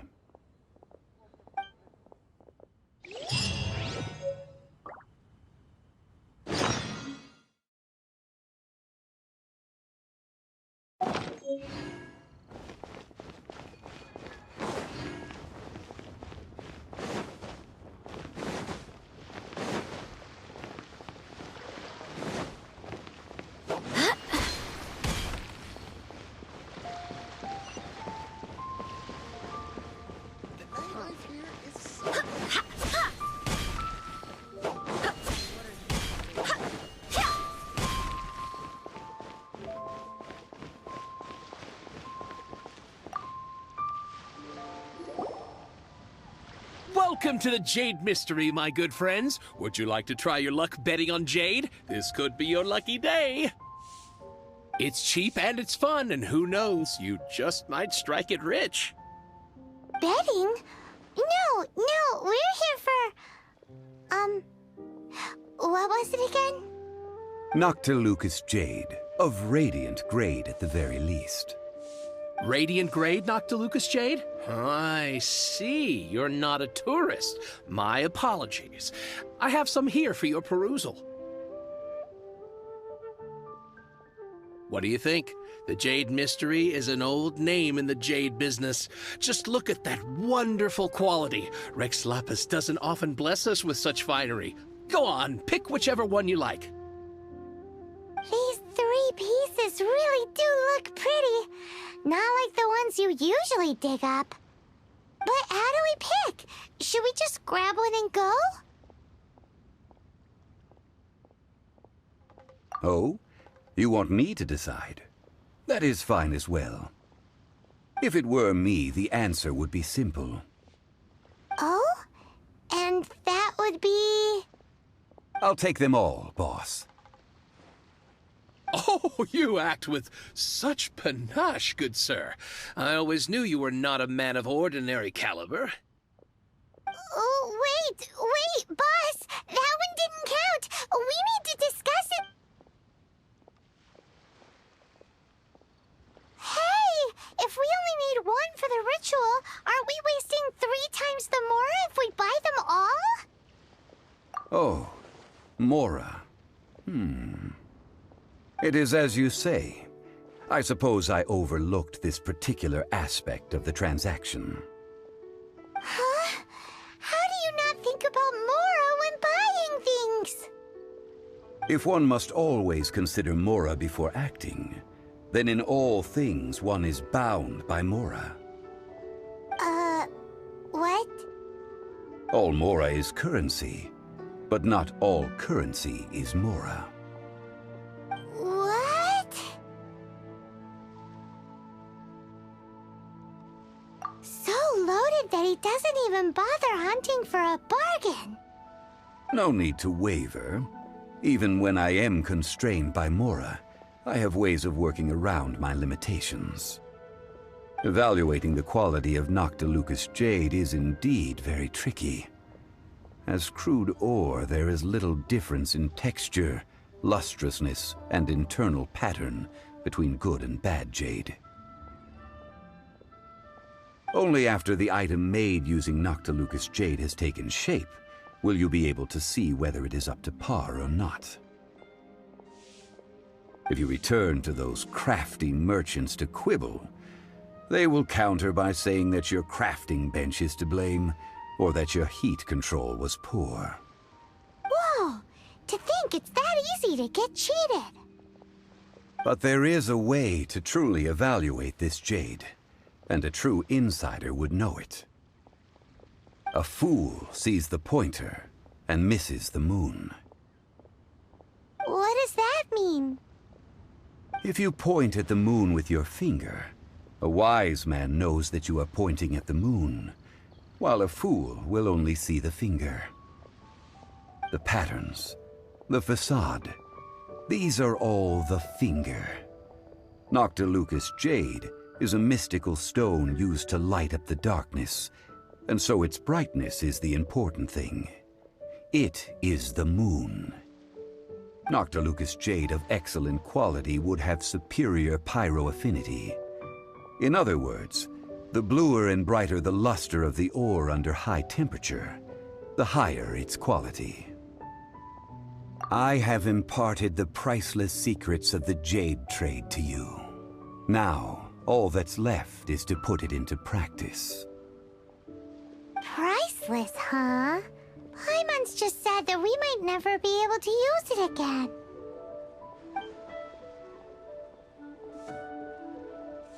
We're back to buy some rocks, boss. But can you let us burn them first? Burn them? You can't do that, my friends. If you were to do so, what would I have to sell? That would... well... fine. As you wish, then. How about this? I can take a small sample of all three. I'll take a bit of a loss. We'll count it as a friendly gesture. Don't worry. I know the rules. As long as we can prove that it is good jade, you will not take a loss. All right. Take these as samples. I've carved them off with a knife and tagged them to boot. Aren't these too thin? Even paper's thicker. No, even a bug's wings are thicker. These are almost see-through. Oh, you flatter me, but I have to be gentle with these rocks. They are my pride and joy. If I'd taken off even a bit more, it would have killed me. But wouldn't something this thin go poof if we held it to the fire? It can't be helped. Trying to deprive a merchant of his profits would be like forcing a ravenous wolf to vomit up the food in its stomach. Nonetheless, under the right conditions, these thin slices will serve. What sort of conditions? While we add the high temperatures using pyro, we can use hydro to reinforce it from within. This way, the samples will not disintegrate immediately. Oh! Oh, sir, to think you were this learned. Thank you for your understanding. Strictly speaking, asking for samples when we have not yet agreed to purchase the goods is unfair. Trade in Liyue must be based upon fairness. Well, guess we just need to find a place to try this out. You mean at One Mean Restaurant? As long as we do it when she's not in. That would not do. It is a place where people come and go. They would be endangered if the elemental reaction were to get out of control. We cannot take such a risk. Ooh, Paimon remembers! We once saw this big pot down at the Data Upa Gorge in the camp of the Hilly Churls from the Meaty tribe. It's real sturdy and should be able to take the elemental reactions. Now, let's pack those samples up and make a move.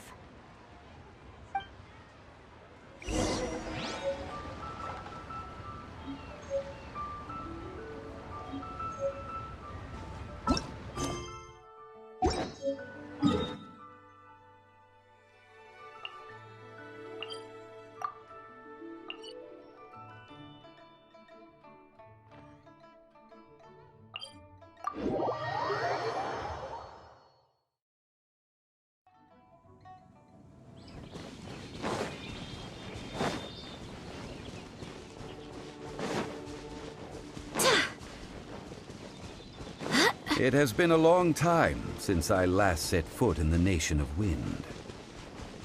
A friend of mine from Mondstadt would always bring a few bottles of locally brewed dandelion wine whenever he came to visit me in Liyue.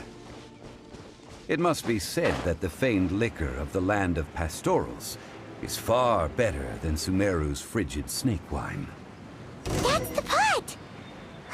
It looks like the hilly trolls are still using it. It's a bit impolite, but we gotta cut the line.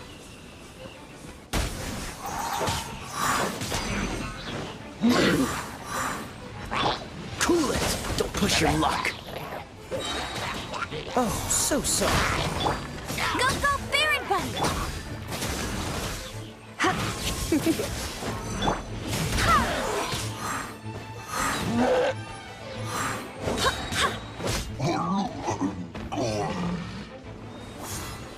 Go as one!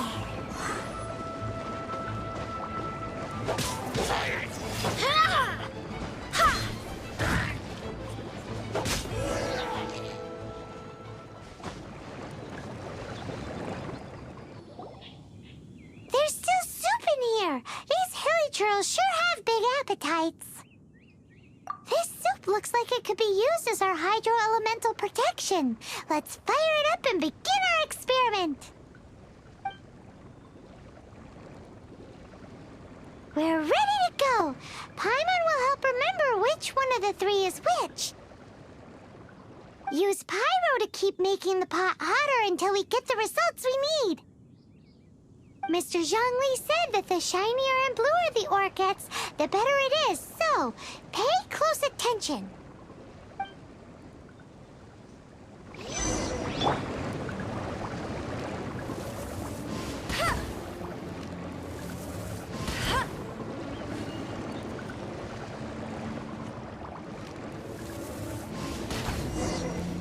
Whoa!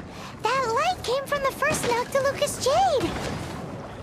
Hilly trolls are surrounding us again! Were they attracted by the light? Such nosy neighbors!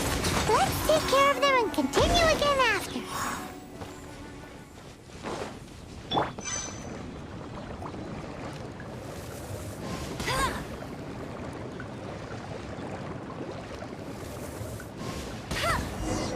That light came from the second Noctilucous Jade, didn't it?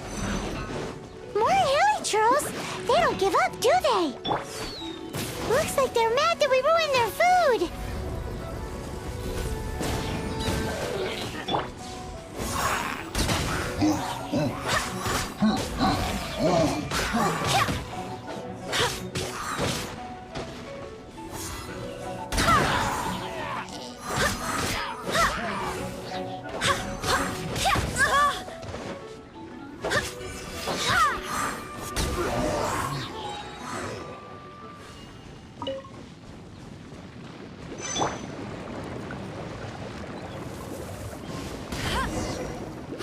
That's bright! Too bright!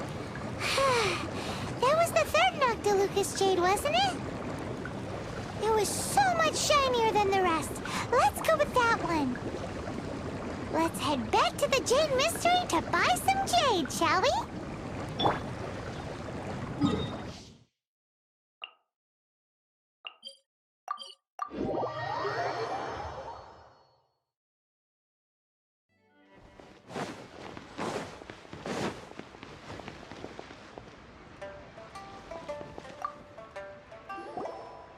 You're back, my friends. I've kept the goods for you. Which of them would you like?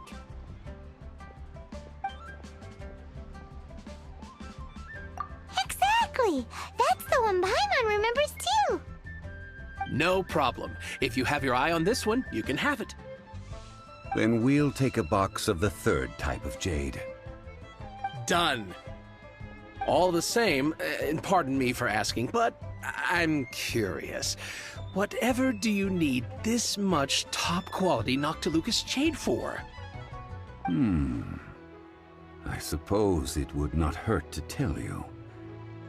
We need them to make implements for the rite of parting. Parting? Oh, dear. I'd heard the rumors, but had given much thought to them. This means that Rex Lapis really is... Oh, it's hard to believe. Even though the Jade Mystery has been in decline, we have always been under his protection. It is said that when our Lord lost his way while going incognito in the city 200 years ago, it was a spoon from the Jade Mystery that he had used to sample the local delights. Alas, alas, all things must pass. Well, if this is to be used to say farewell to Rex Lapis, then I shall sell this to you at half the price. Are you sure? You didn't want to even give us an inch before. If not for our Lord's protection, this city wouldn't exist as it does now. No proprietor could earn money off such a thing. Oh, I'm sure Rex Lapis will feel your sentiment, boss. In the safe hands of the Liyue Qixing and good honest merchants such as yourself, I for one believe that Liyue will continue to prosper as it always has done. All right. Thank you, my friends. What's with me getting all sentimental like this? I'll practically be giving away all my fortune at this rate. Now that we've made our choice, let's take this Noctilucous jade back. Hey, wait a minute. He said it was half price, not that we could leave without paying. Oh, right. I'm sorry. I must have forgotten to do that too. Let me see. As I thought, I didn't bring any. Any what? Mora. My apologies. Another oversight on my part. Oh, that won't do. This isn't some small sum. Oh, wait! Didn't Child give us some advanced funds earlier? That's a relief. Have a look, boss. Is it enough? It's fine.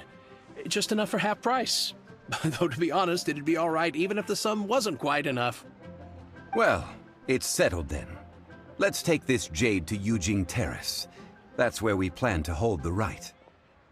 Look at you bossing everyone around. You didn't cough up a single Mora. I will do my best. You have my thanks.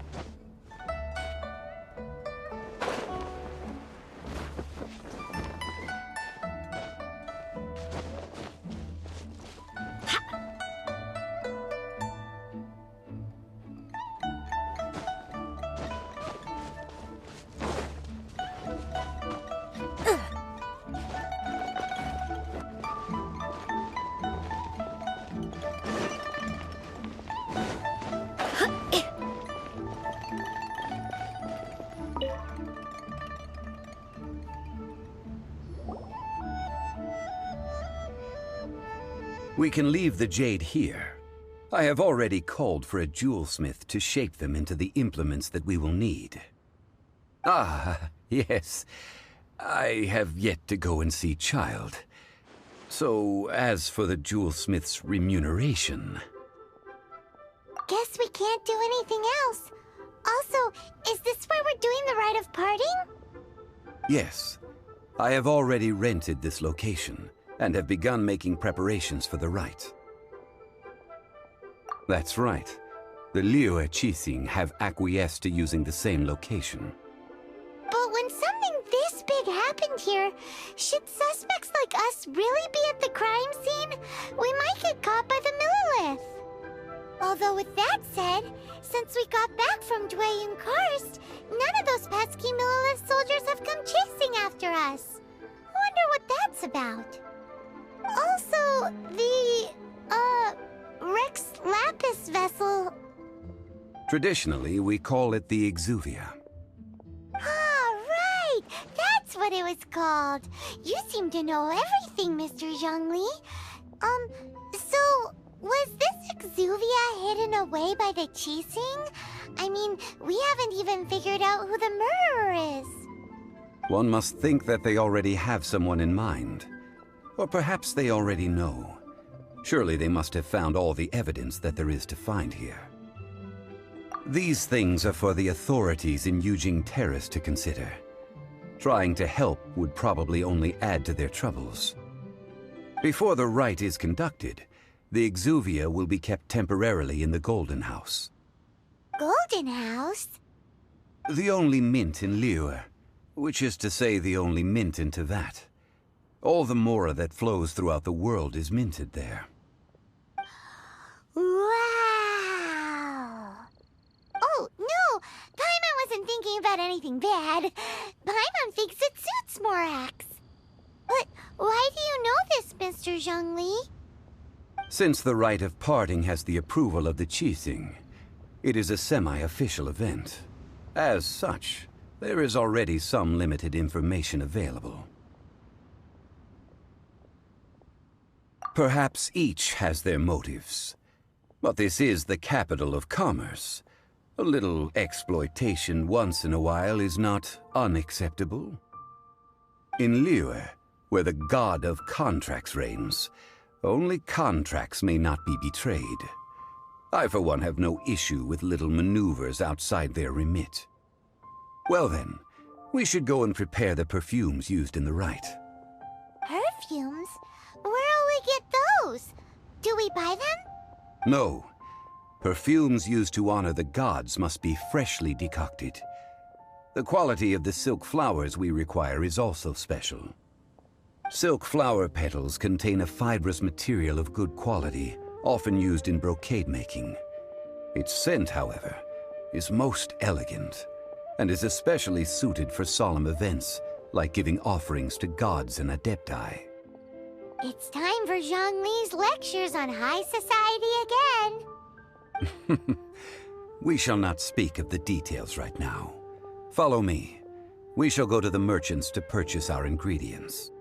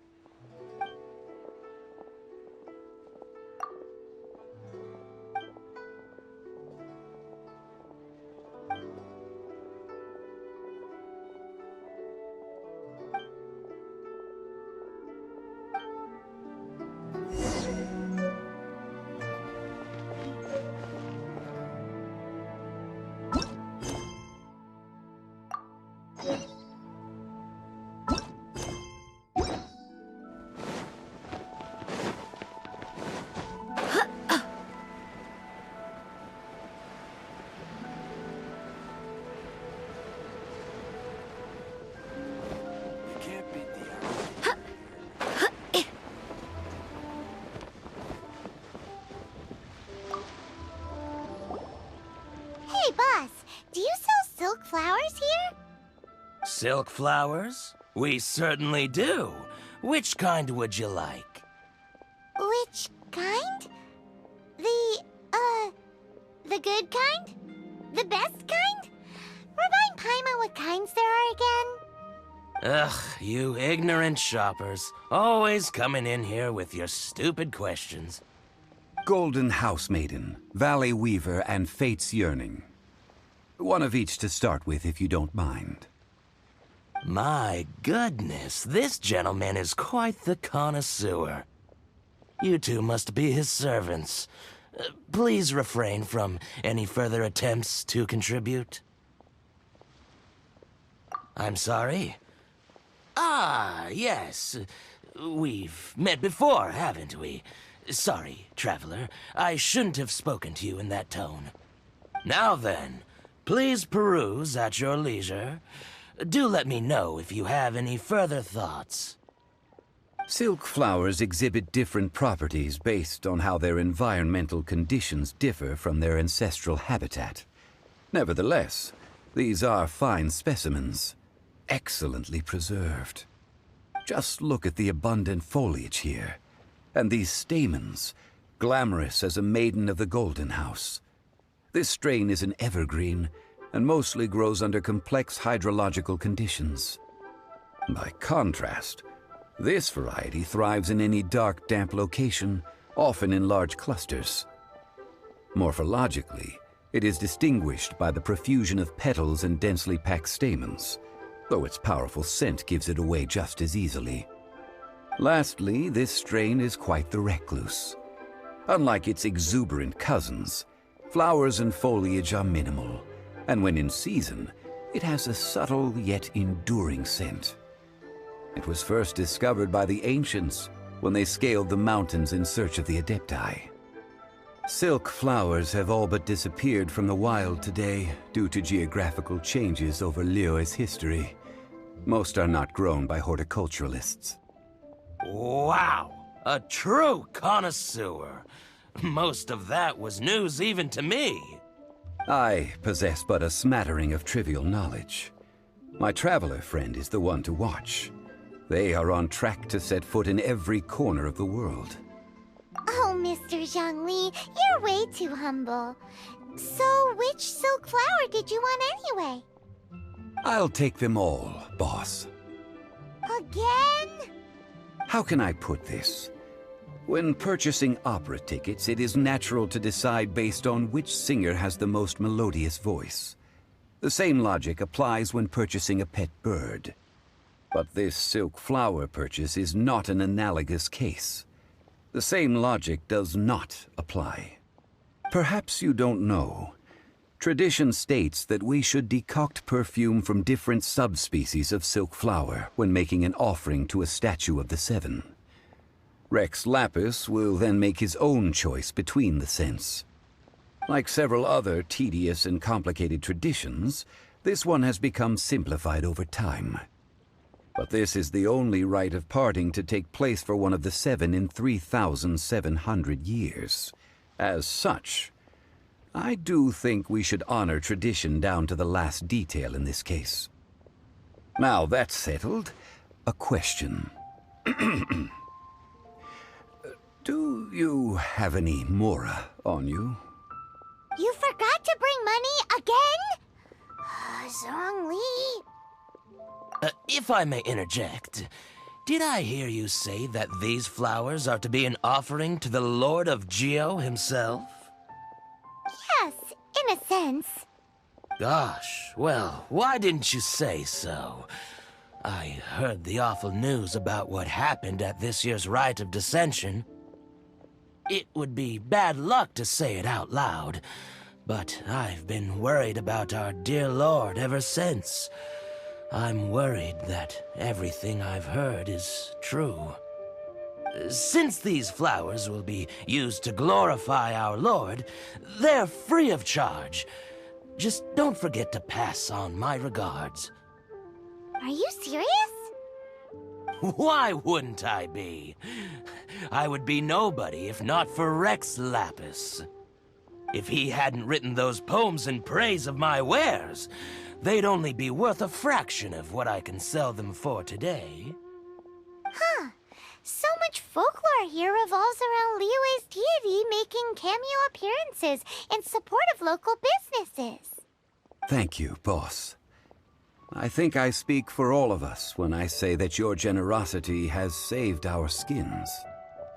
Our skins? You were the one who forgot to bring money! Please, it's the least I could do. So, now that we've got the flowers, how do we make the perfume? Ideally with the help of an expert.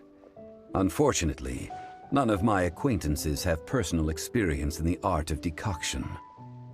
Talk about first world problems. Hence, I need you to help by asking around in the city. Try the common folk, especially women. So this time we get to go around town looking for nice-smelling ladies to talk to? Paimon likes this job. I will wait for you near the Statue of the Seven. Meet me there when the perfume is ready. Maybe we can find some good candidates at the Adventurers Guild. Let's ask Lan! She's master of the Liyue Bridge, right?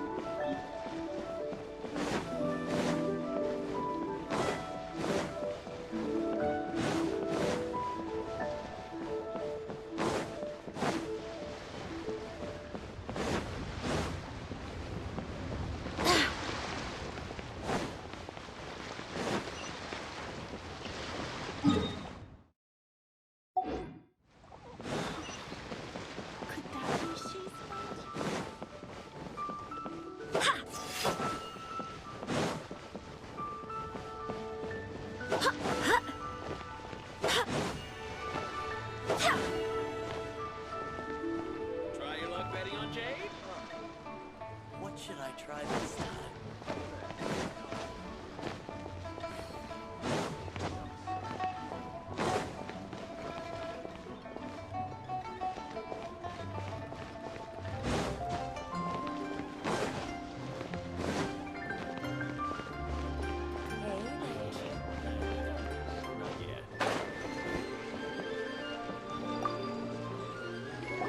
Lan, we need to ask you for a favor. I stopped accepting commissions a long time ago. Sorry, you two, but you'll just have to ask another adventurer. Oh, it's not that kind of favor. It's just a teeny tiny thing. Wow. Just wow. I'm just going to assume that you're either joking or being sarcastic.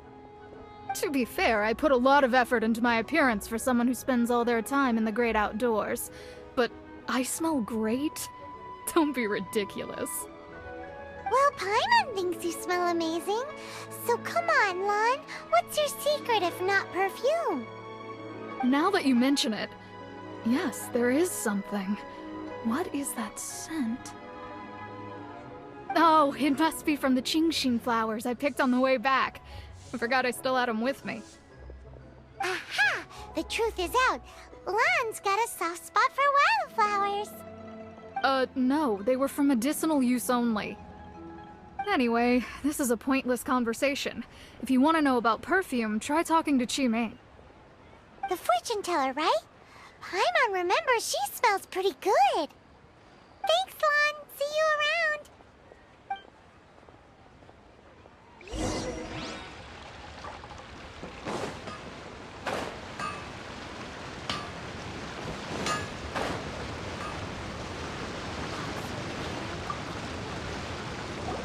Hello. How may I help? We've come to ask you a question. Sorry, you caught me off guard. Most people aren't so direct. I think we need more time to get to know each other. We just wanted to know what perfume you normally use. Oh, well, I don't actually use any. That said, some of the cosmetics I use are scented. Perhaps that's the cause of this confusion. Since I usually set up my stall by the docks, I avoid perfume like the plague, because Celestia forbid those lusty sailors catch a whiff and come hunting for the source. That's the worst thing Paimon's heard all day. While we're on the subject, have you never heard anyone mention Yingar's homemade perfume? Yingar? Oh, as in scent of spring Yingar? Yes, that's her. Many a rich family's daughter has gotten her to make perfume for them. Apparently, her homemade product is better than anything you'll find on the market. Great! This is just the intel we need. Finally, we're getting somewhere.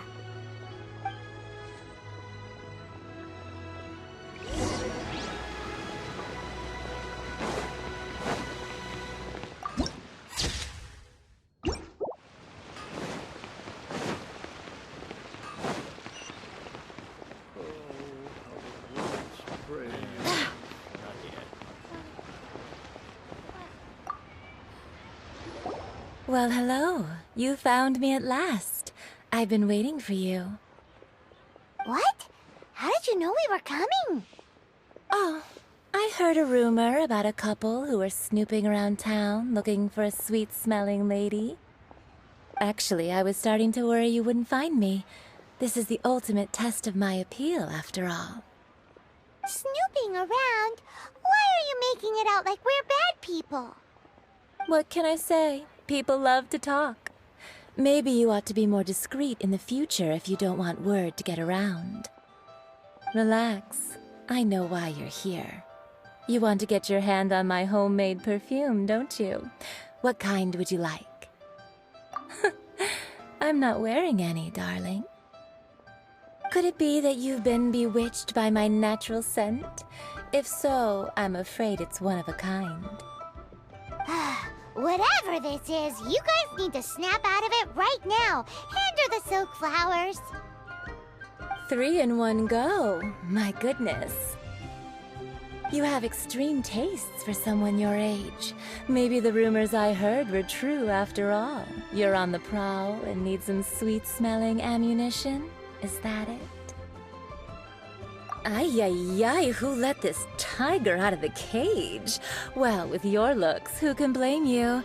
If you've got it, flaunt it. As one of my favorite poems goes, O cherry tree, begrudge not thy blossoms as they are deflowered in the spring, for come winter, even thy sturdiest wood shall wither. That went over Paimon's head a little. In short, I'm happy to help. Traveler, you can be my assistant, but you'd better make sure I'm the only person on your mind while you're hanging around with me. So, where is a good place for making sweet, sweet perfume? You mean Wan Min Restaurant? Good choice. Let's go.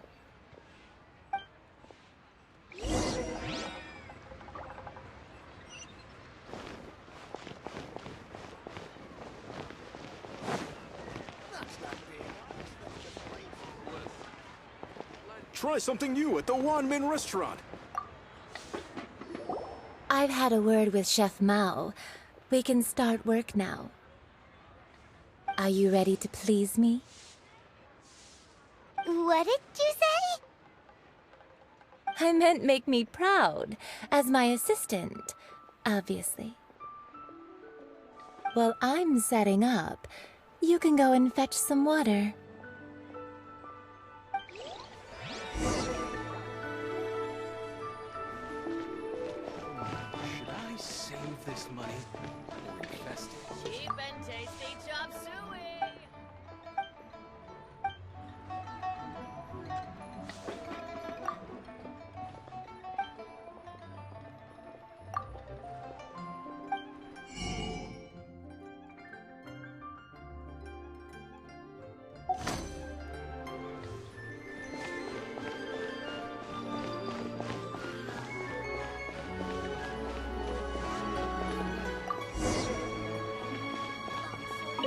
Try something new at the Wan Min Restaurant.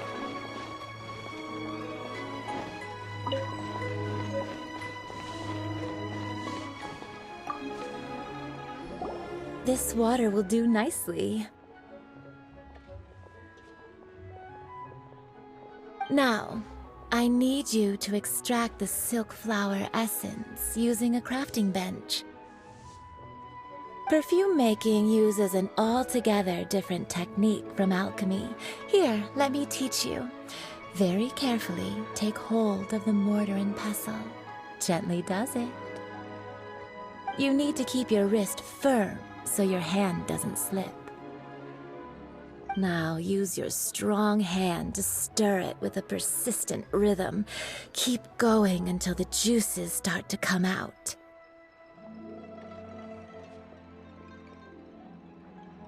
Ooh, you're a natural, like a fish to water.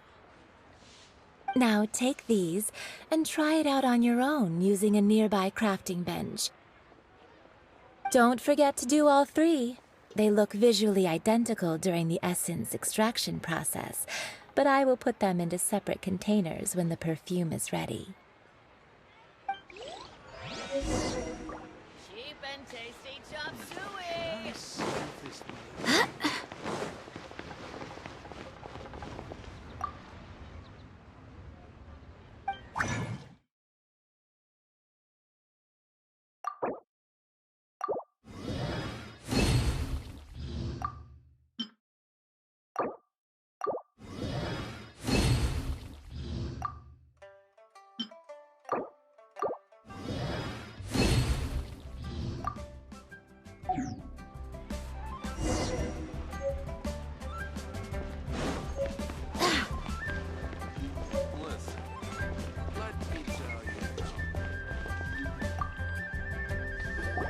Wow, this is some exquisite silk flower essence.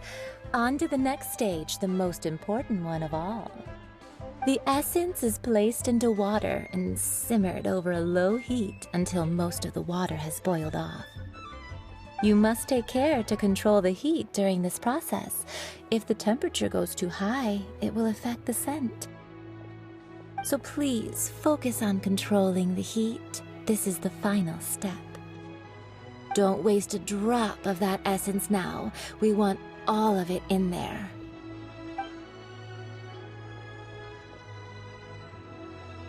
All three perfumes are ready, and you, my friend, were a wonderful assistant. A testament to the lengths you will go to for romance. It's so rare to see nowadays.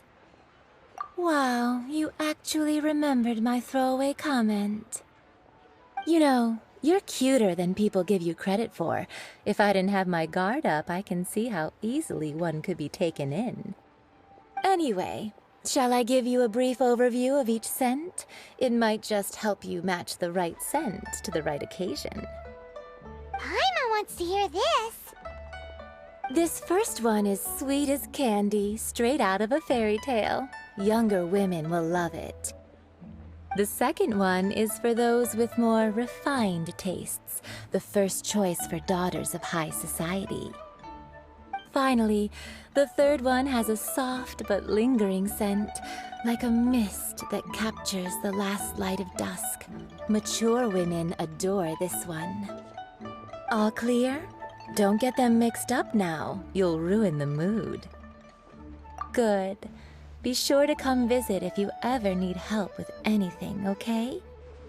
I'll leave you with some parting words. One who tries to sail 3 boats simultaneously should be careful not to go overboard. Come and hang out with me at Scent of Spring sometime, okay? Let's take these 3 perfumes over to the Statue of the Seven. Mr. Zhongli's probably been waiting a while.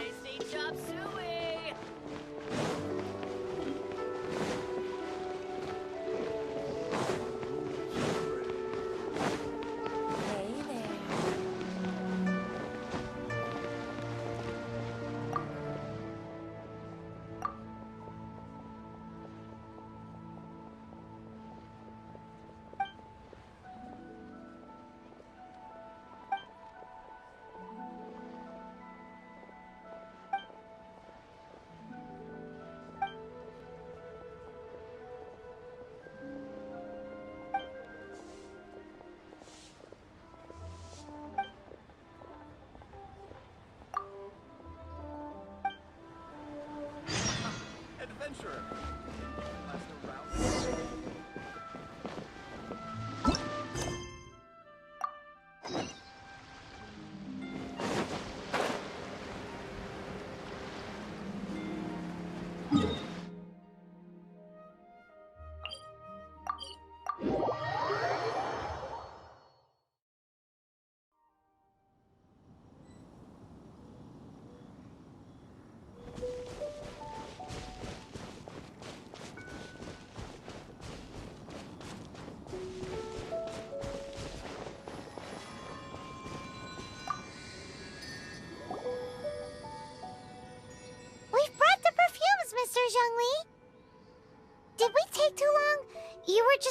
up at the statue.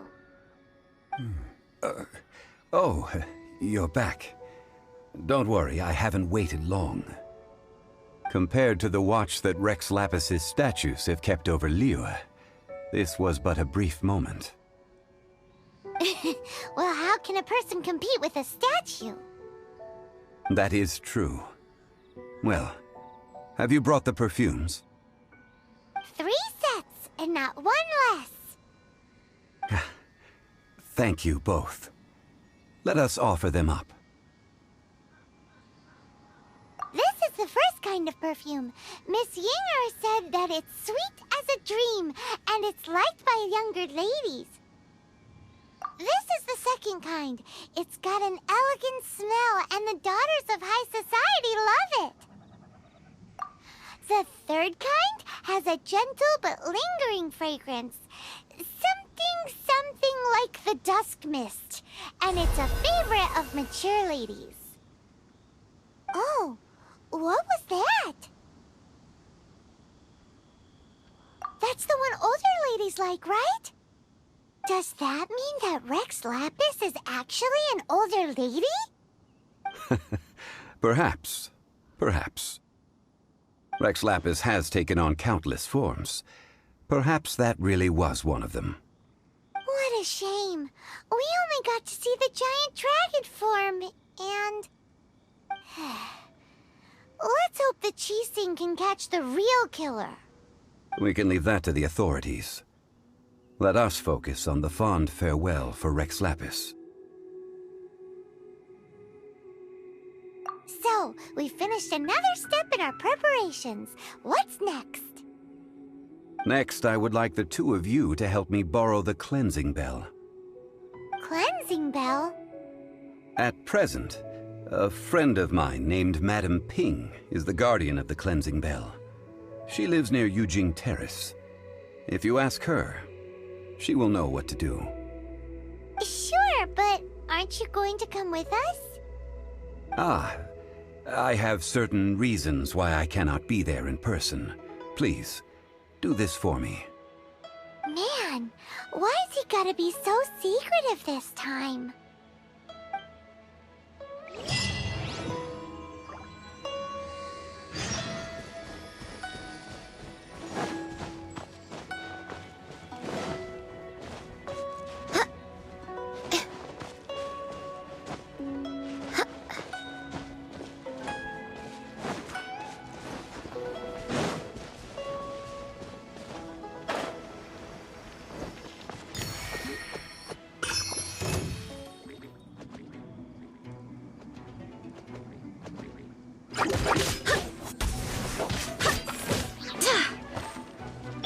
Come a little closer.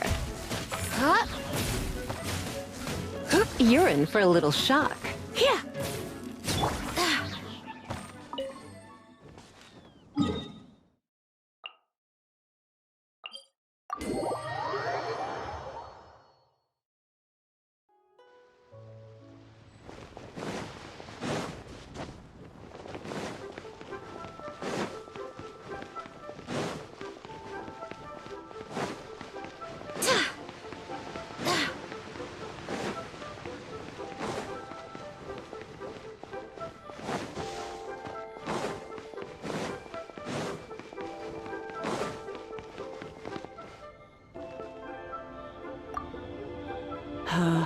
All things must change. Youngster, are you here to admire the flowers? But it's a shame. These glazed lilies have almost all wilted. What happened to them? Back in my day, people said that glazed lilies can read human hearts. If they heard beautiful sounds like laughter and singing, they would also bloom joyfully. But if they heard too much wild gossip or slander, they would quickly wither away. So that means these flowers feel what's happening in Liyue? Yes, The rumors of Rex Lapis's death are no small matter. They are everywhere. Some say it was a Fatui plot. Others say that the Chising made it all up. And still others think that which lies in the deep is breaking free. This harbor is like a mountain of dry tinder. One spark, and the fire will consume us all. Well, I shall say no more. This old woman's grown too old and naggy. Did you have something to say, youngster? Ah, that old trinket. I remember it being here with me, but I've grown old. I can't quite recall where it is exactly. An old friend of mine used to wear it on his person, back when I was young. He saw me gazing at it often and gave it to me. But he told me then that if someone should come to borrow that bell, I should not be loath to part with it. It has been many years, and who knows how many times someone has come to borrow this bell. Still, though, I can't recall when it started. It's been a long time since anyone has come to borrow it. Oh, these old bones are so slow to look for things. I doubt you can wait that long. That's right, Granny. We'll follow you back home and search for it ourselves. And, we can help with chores if you have any too. All right, children. There is no need to worry. I didn't place the bell very far away. Do you live near here, Granny? Whoa, but this is Eugene Terrace. It's gotta be expensive. Oh, an old lady like me can't afford to buy a place in this city. See this ceramic teapot?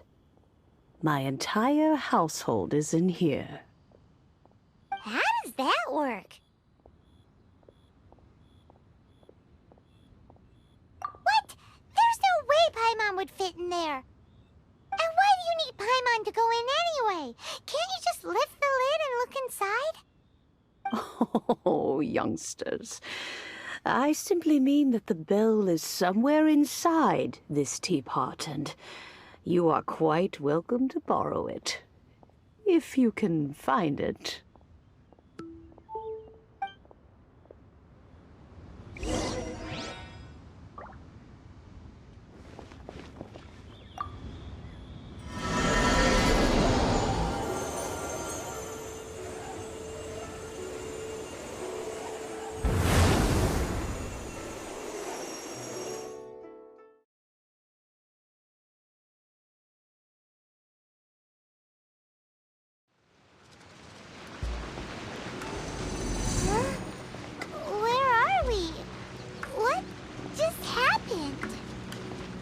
Youngsters, this is where this old woman keeps all her things. Quickly now, go fetch that bell. Whoa! That sounds like Granny's voice. So, this is her teapot? What's going on? Oh dear, so many cobwebs. It seems I really haven't cleaned it in a long while. Sorry to trouble you, children. Please help an old lady clean up.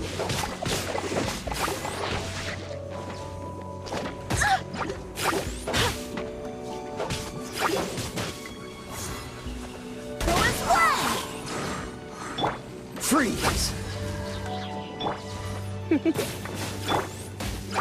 Hey!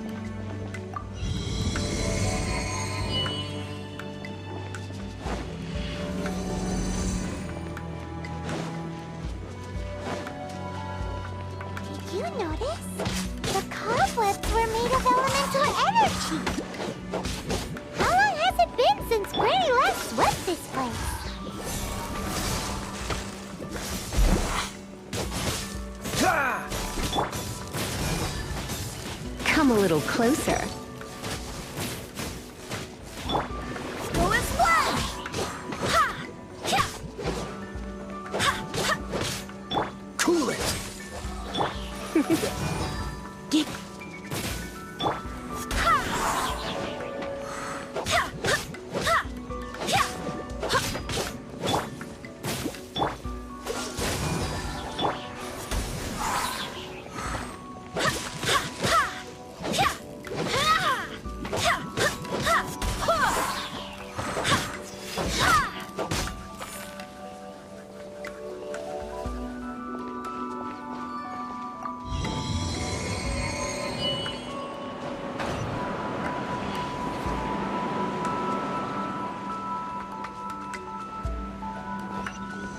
You know, with such a special teapot and the cleansing bell, do you think this old granny could also be an adeptus?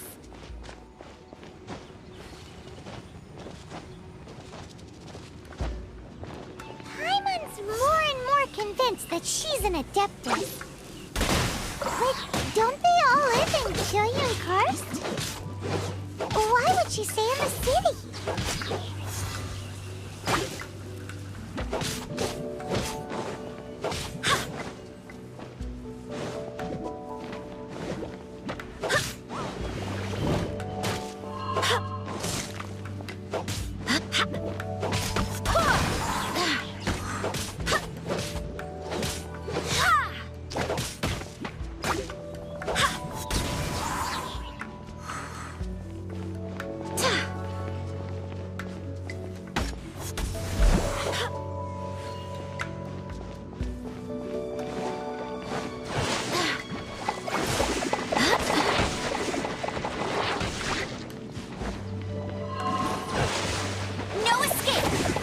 Try not to enjoy this too much.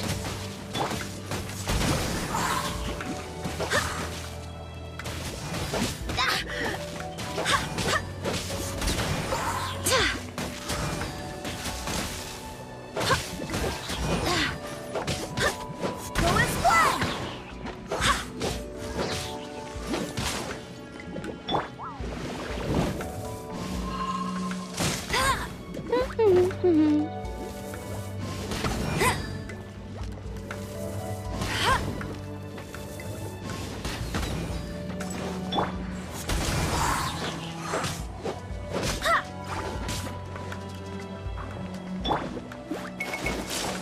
You're in for a little shock. Freeze! Barbados, guide us.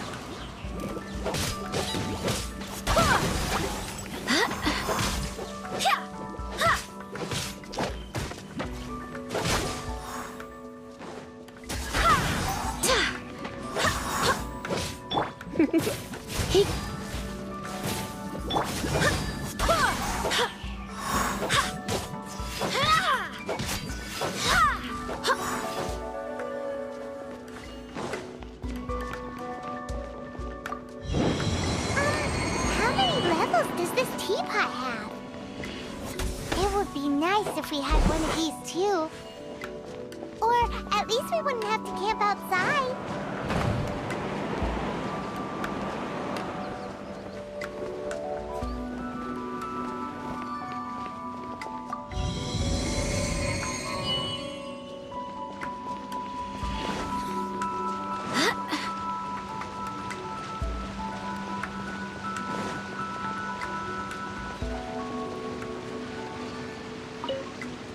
Oh, you found it.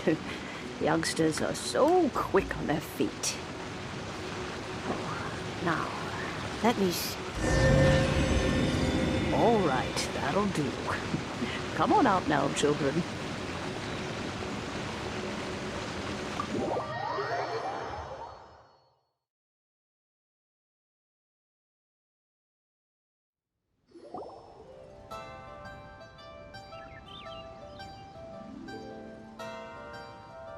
Oh, in and out in no time.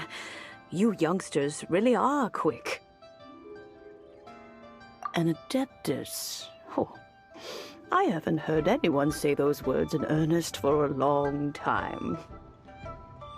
As to whether I am one or not, child, Surely you already understand. Paimon kinda knows what you mean, but is also kinda confused. Are you really giving us the bell just like that, Granny? Don't you think it's weird? Something's just happened to Rex Lapis and then we come running up asking for it? Oh, don't be silly. Liyue Harbor has been through a great deal in its history. In that time, it has seen the departure of countless Adepti. But no matter what, we have always performed the rite of parting first before any other matters. To cry, "Catch the murderer," at the top of one's lungs, but ignore the rite of parting. That, to me, is what is wrong-headed. Now that you have come to borrow the bell, I guess that perhaps an old friend of mine has finally decided to take matters into their own hands. So, why would I be unwilling to lend you the bell? Oh? Well, if it came to that, they would find a certain old lady knocking at their door. We haven't met in a while anyway. It would be nice to share a drink and chat. Well, you must have things to do. Since you have the bell, you should return. Oh, and do tell the person who sent you that if they have time, they can come over for tea. I don't have much to offer, but you can always count on an old lady for a pot of tea. We will. Thanks, Granny. This is a peaceful neighborhood.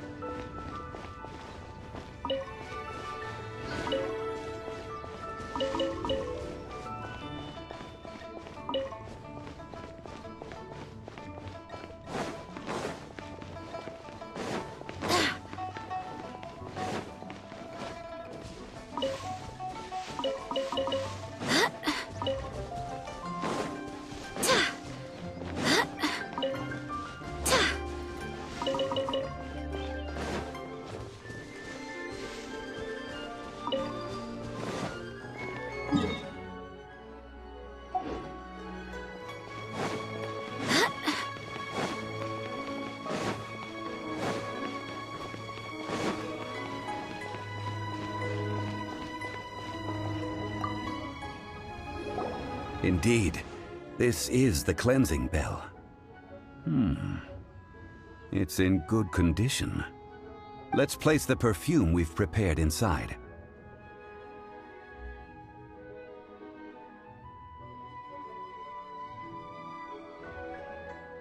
Of course. How would I know that the bell was with her otherwise? That's suspicious. But if you don't want to talk about it, we won't pry. Oh, yes, that old granny asked us to tell you something. If you have the time, you can come over for tea. I don't have much to offer, but you can always count on an old lady for a pot of tea. That tone does not suit you. Still, her teapot is indeed very good. There are none better for brewing tea. When a suitable time arrives, I'll bring a spot of fine tea and pay her a visit. So what's the next step in our preparations? Next, we need to purchase kites. Ooh, Paimon loves kites! Are you taking us kite flying? Is this our break time? No. Kites are children's toys, yes. But they also play various symbolic roles in Liyue's rituals. I will explain it to you. But our next course of action should probably be to purchase the kites first. Oh, sure. Curiouser and curiouser.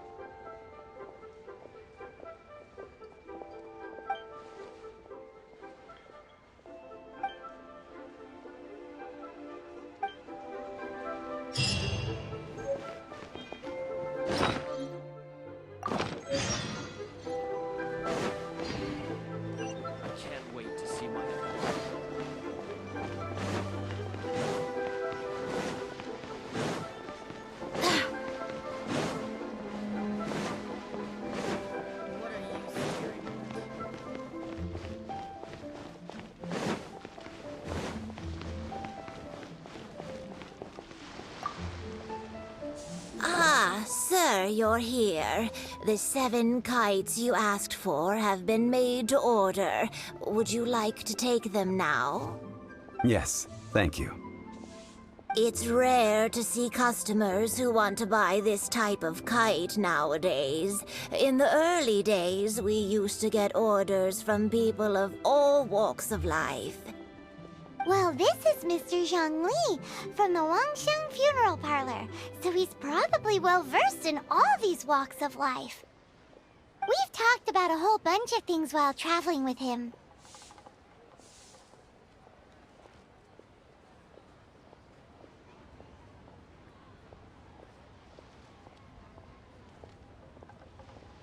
He seems to know Liyue's favorite topics, money and government, really well, but he likes talking about less useful topics instead. Well, that's because I prefer to share fun things with you. Children's toys are very fun things, that's for sure. I enjoy watching the children at play as much as anyone else, but there is more to it than that. Finely crafted toys are well loved by children, but this craft itself has been honed over thousands of years, and there is meaning behind that. I have made kites in Liyue for 40 years, and I am intimately familiar with the forms passed down from my ancestors. The meaning of these 7 kites is far from banal. Indeed. These are decorations used in the rite of parting. The 7 kites represent the 7. I took the liberty of coloring outside the lines when doing the insignia of the Animo Archon. As for the kite that honors the Geo Archon, one must follow the contract given right down to the last letter. These patterns are ancient, and you can also find them in the Golden House. Ah, Paimon's heard that name before. Huh? The design of this kite displays a firm grasp on the cyclicality and eternity so dear to the Electro Archon. These markings of tree and leaf pay due honor to wisdom and the passage of time. All this on a single kite. Truly astonishing. Justice flows across the surface of the waters. War rages like a flame. As does that which the Cryo Archon once... Yes. These details are masterfully done.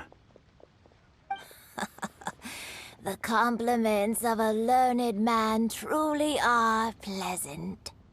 Well then, Granny Shan, I shall take these back with me. As for the payment... Well, allow me.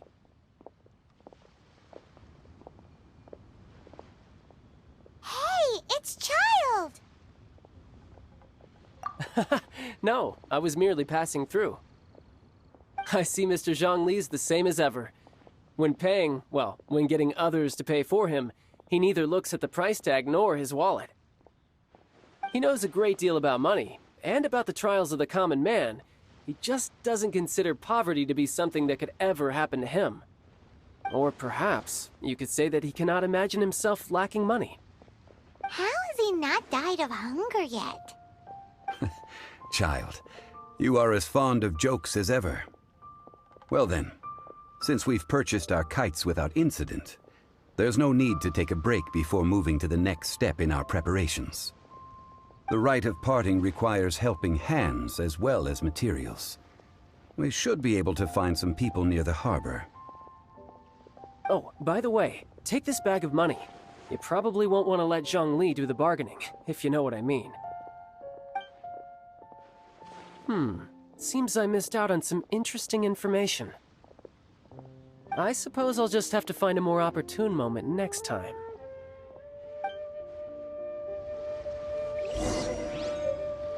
Try your luck betting on Jade?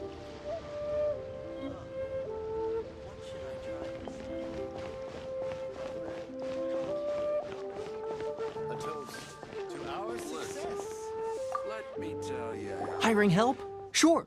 But let me just say first that I'm a reserve member of the Adventurers Guild. I take adventuring commissions, but I don't do anything clerical. Adventure? Venturing into the mountains to capture a few crystal flies seems adventurous enough. That's not hard. Almost a bit too easy for a reserve adventurer. Never mind. I'll only charge you 15,000 Mora. What say you? A most fair price.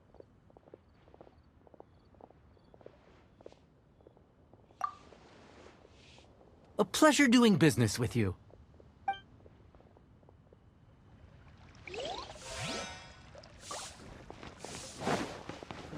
Should I save this money?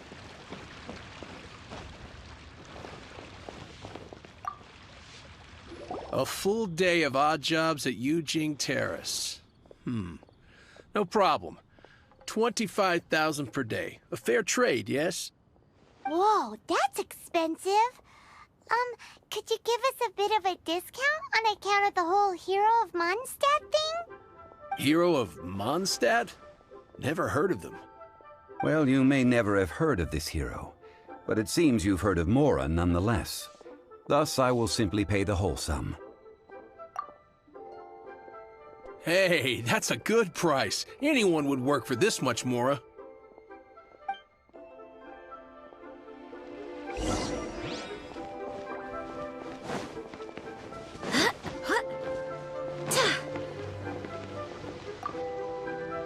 Oh, help? Sure. I, Tick, always put in 100% effort into everything I do.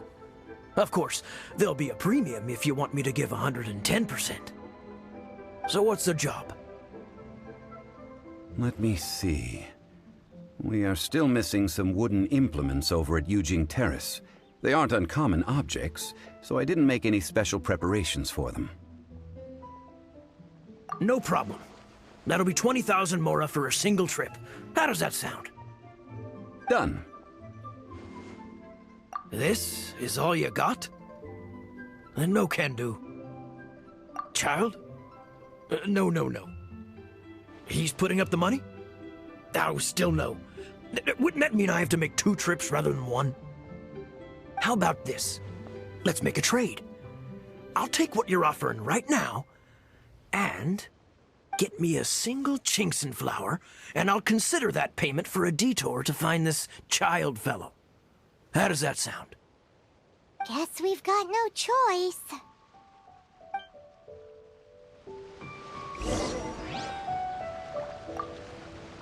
Have you brought the goods? Hey, that's pretty good. These things are pretty rare, and I have no idea where I'd find them. With this Chinxin flower, I should be able to pacify my daughter tonight. I'll make sure the work is done before I return home.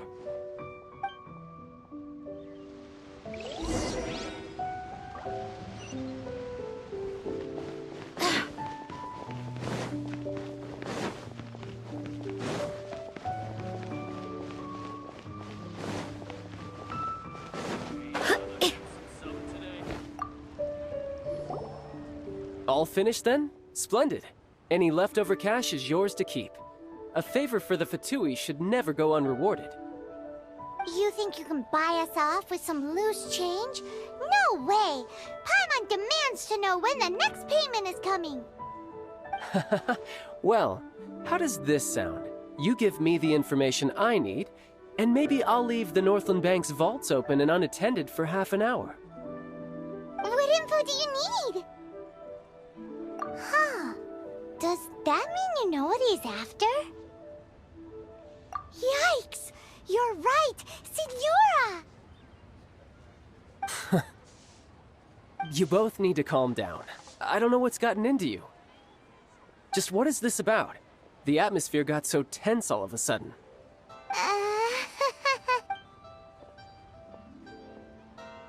Next, we need some everlasting incense. For this, we need to go to Boo Boo Pharmacy, the finest pharmacy in all of... Is everything okay? Everything is fine. I was just informing them that they need not return the surplus Mora. Now, if you'll excuse me, I must be going. Paimon definitely felt like Child wasn't happy with us just now.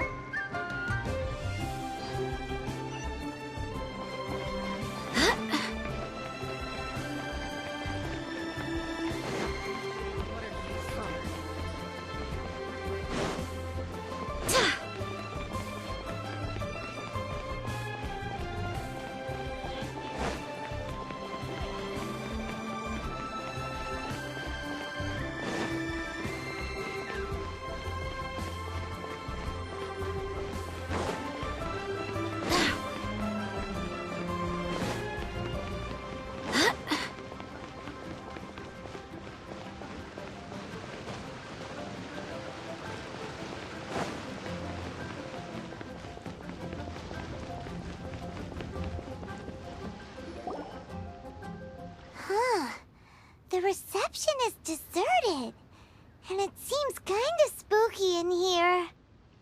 Hello? Is anybody there? Welcome to Boo Boo Pharmacy. Huh? Did you hear that? Where did it come from? The reception, it seems. How about you go check it out, and Paimon will bring up the rear.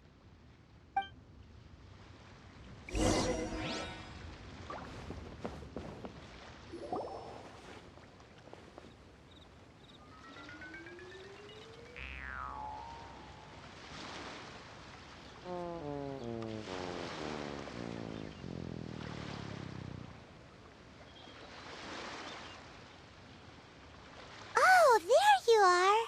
But you can't even reach the counter. Ah, Paimon thinks you might be right. Look at the talisman on her forehead. Welcome to Boo Boo Pharmacy. I am Chi-Chi. Once upon a time, Chi-Chi died. Then, Chi-Chi was saved by the Adepti. Now, Chi-Chi is a zombie. Something like this would be unimaginable in Mondstadt. Hello, little girl. Do you sell everlasting incense here? Excuse me, sir. Did you bring your prescription? Surely no prescription is needed to purchase everlasting incense. It's not a controlled substance. Chi-Chi can get your medicine, but only if you show Chi-Chi your prescription. These are Chi-Chi's orders from Chi-Chi. Zombies are limited to acting within the confines of their orders. And somehow in this case, the zombie issues her own orders to herself. My dear Chi-Chi, we didn't bring a prescription, I'm afraid. But we do hope that you can still help us find some everlasting incense. Okay then. How did you manage that? But Chi-Chi helps you. You help Chi-Chi. Only fair. Since when do customers need to do favors for customer service staff? Never mind. Just think of it as a peer-to-peer transaction. That way everybody wins.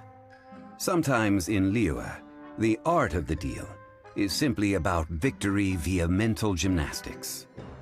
Go to Mount Tianheng, find the Guizhong Ballista, and hunt a cocoa goat. Please and thank you. Guizhong Ballista. I have heard of this device before. It's a kind of crossbow turret, installed on Mount Tianheng by an adeptus in the distant past, an early mechanical device. Located in Tianheng Pass, it was designed to automatically fire at large monsters, protecting Liyue from external threats. Mr. Zhongli really knows Liyue inside out. Apparently not quite. This is the first I have ever heard of the cocoa goat. The cocoa goat is a legendary animal, an adeptabeast. Did you want to add anything else, or...? No, just that the cocoa goat is a legendary animal, an adeptabeast. What it looks like, don't know. Where to find it, don't know either. Where it came from, also don't know. Very well then. Let's start by investigating near the Guizhong Ballista. Perhaps we will find some clues. What the heck is a cocoa goat?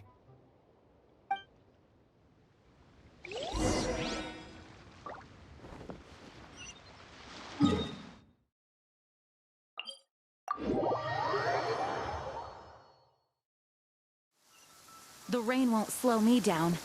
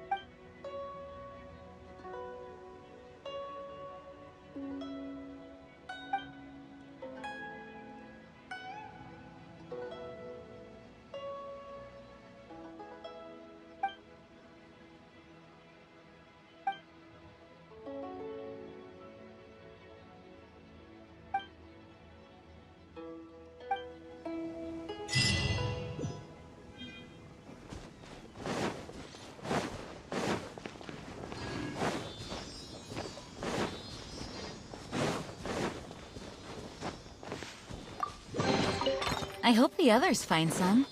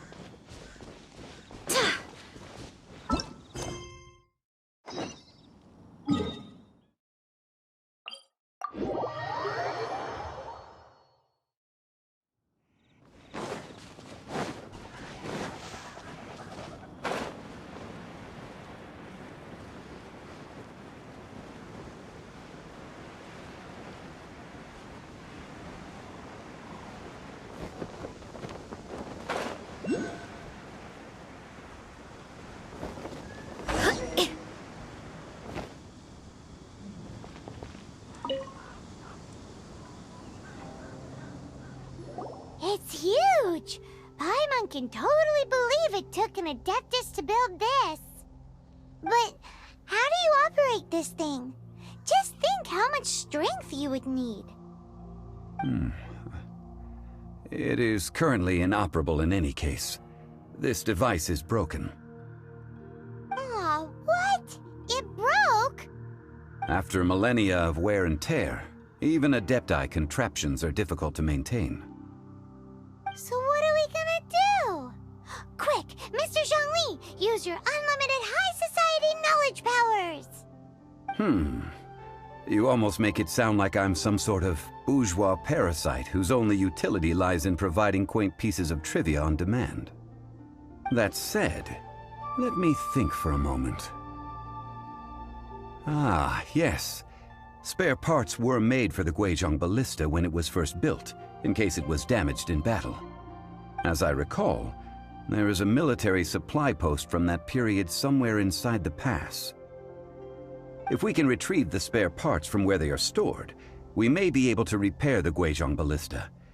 One just needs to understand the basic working principles of the device. So, what you're saying is that you actually understand the working principles? I have a smattering of knowledge on the topic. With the parts in hand, I could at least tinker with it.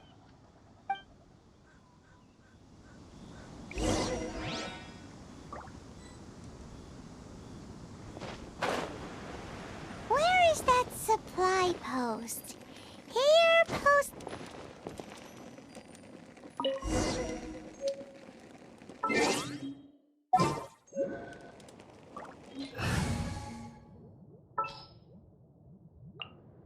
Oh, how Turn.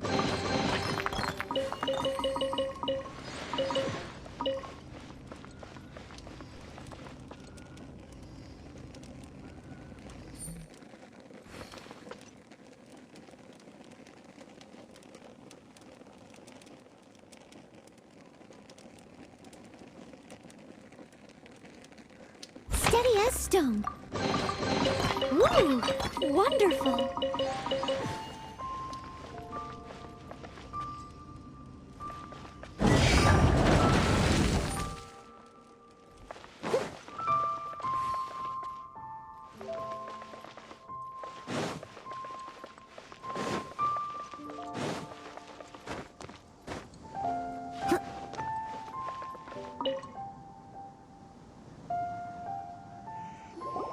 Ah, these parts look useful.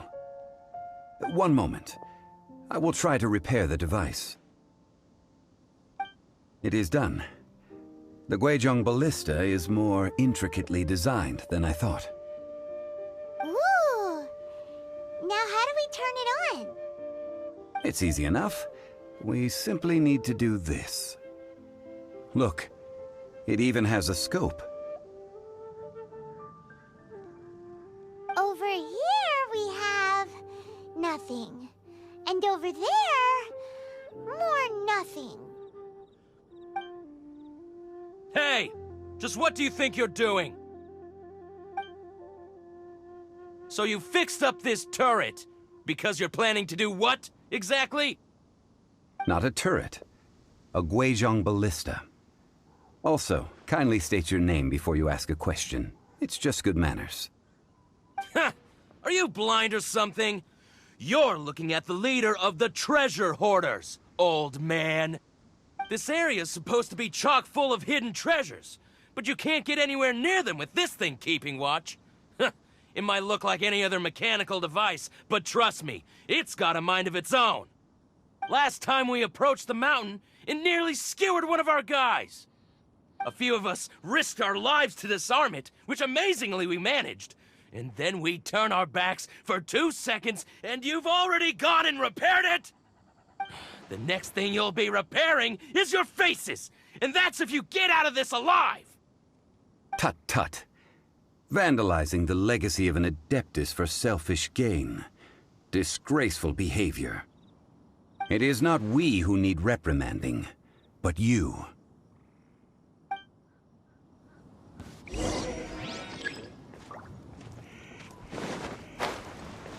There's no...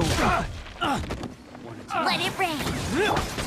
Come a little closer. You're in for a little shock. As a dutiful maid would.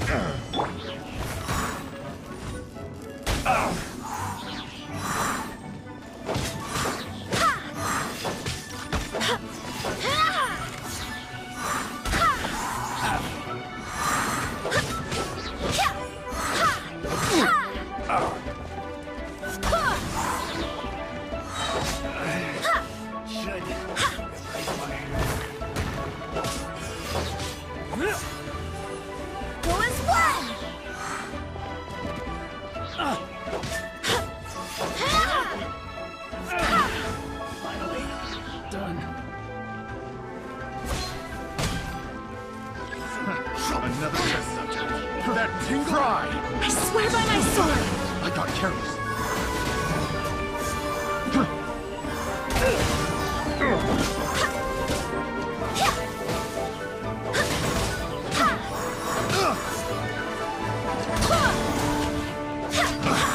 Picked the wrong test subject. You're open. Come a little closer. Surrender and be gentle. No one escapes my sight! I must leave no stone unturned, as a good knight should. You're open. You're open. You're open. Should replace my hammer.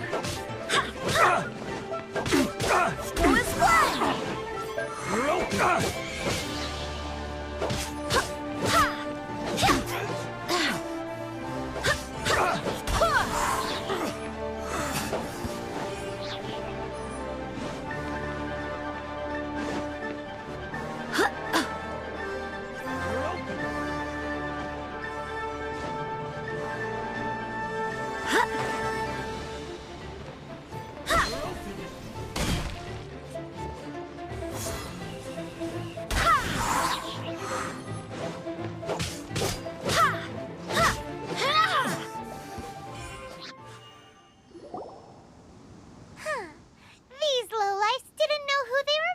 With. Troubling ourselves over this rabble is not worth the time. We should focus on our contract with Chi-Chi. Oh yeah, that! So we've got the Guizhong ballista working, but where's our Coca-Goat?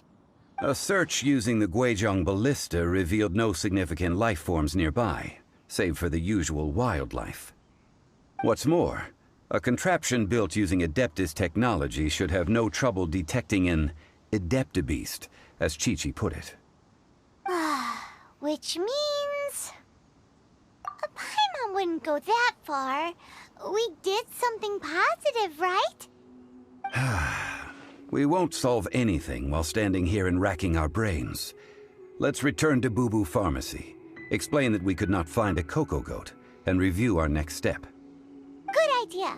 We did our best, and that's what counts.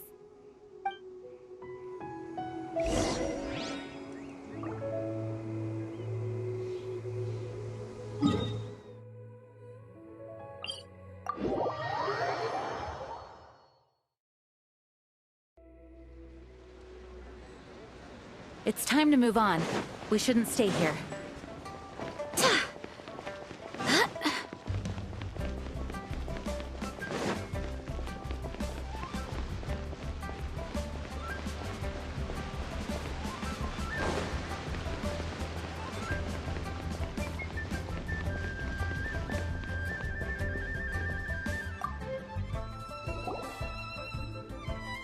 Forgive us.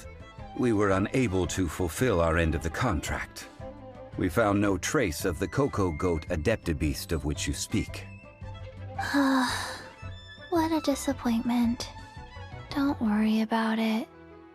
But I feel very disappointed. Aw, poor Chi-Chi.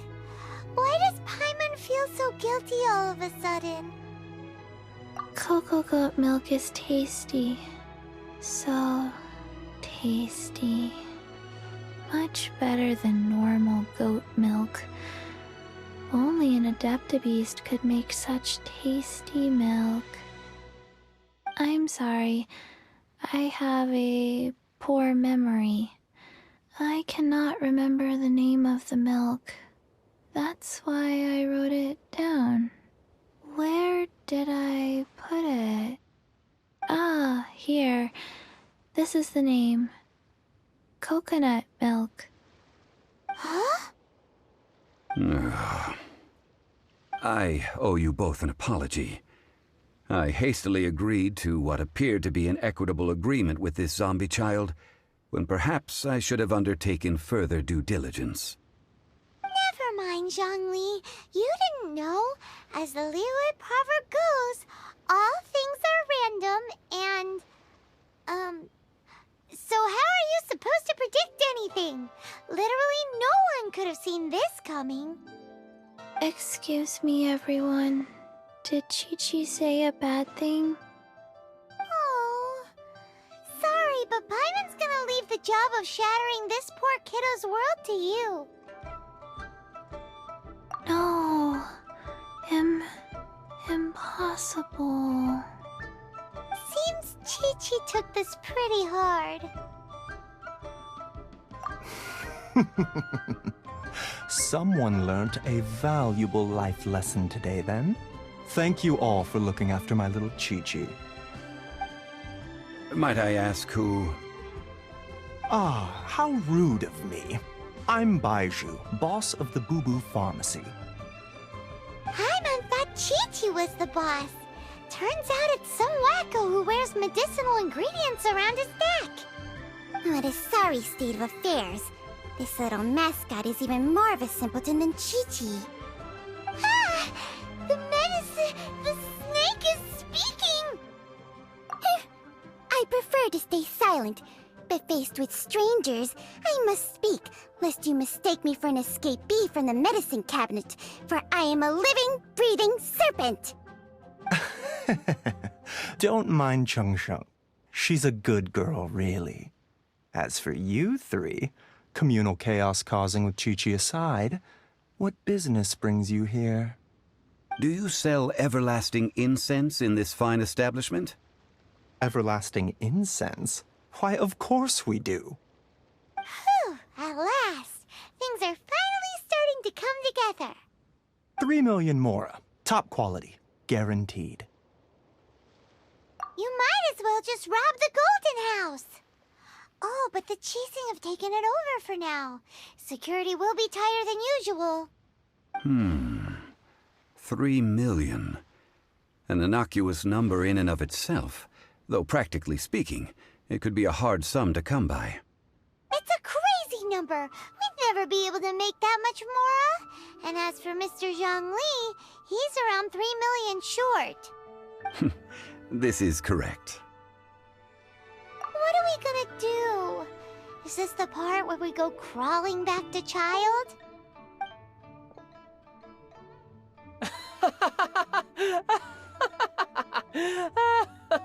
Coco Goat! Coco Goat! My sides hurt. Oh my goodness. I cannot believe you fell for that. Hey, less laughter, more sympathy. I'm almost in tears over here. Thank you. That was the best laugh I've had in a long time. In return, I'm more than happy to sort out this mess you've managed to get yourselves into. Excuse me, sir. Dr. Baiju, isn't it? Truly honored. I'm Child, one of the Fatui Harbingers. Forgive my audacity, but I see a great many opportunities for us to collaborate in the future. If Boo Boo Pharmacy needed a stable supply of, say, coconut milk, the Fatui could help by setting up a robust and speedy distribution network. Strange. I knew the Fatui infiltrated businesses with seductive deals, but so much fuss over coconut milk? Coconut milk. Baiju, quick. Chi-Chi wants coconut milk. Ah, yes, of course, Chi-Chi. Anything you want. Thank you, Child. I look forward to a successful collaboration in the future. I can give you a discount on that everlasting incense, too. Let's say 2,990,000 mora. That's like 0 difference from 3 million! 2,990,000. Also an innocuous number in and of itself, though practically speaking, it is a whole 10,000 less than the original sum of 3 million. Well, now that this is settled, we must head back to Yujing Terrace. Mr. Child, Dr. Baiju, little Miss Chi-Chi, see you soon.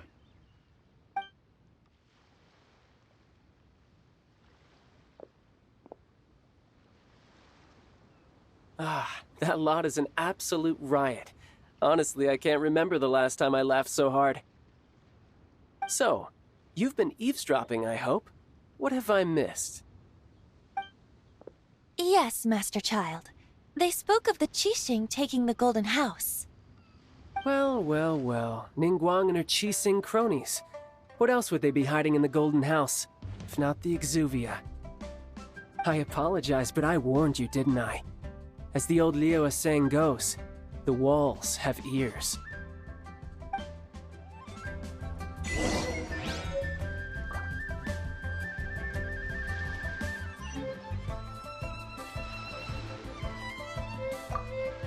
What an odd exchange we've had. Well, I look forward to your patronage in the future as well. That sound is the laughter of a man who's found new people to fleece. Consider yourselves warned.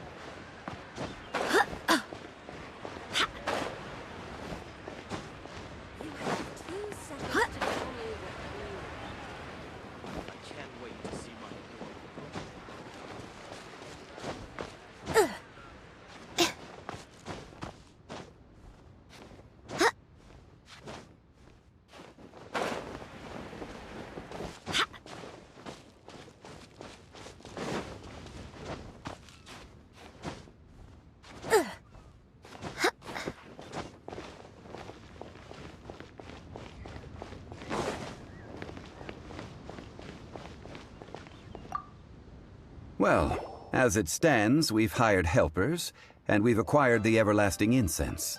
The completion of our preparations is not far off. Whew! Finally! Well, Traveler, have you gained anything from our adventure so far? Odd?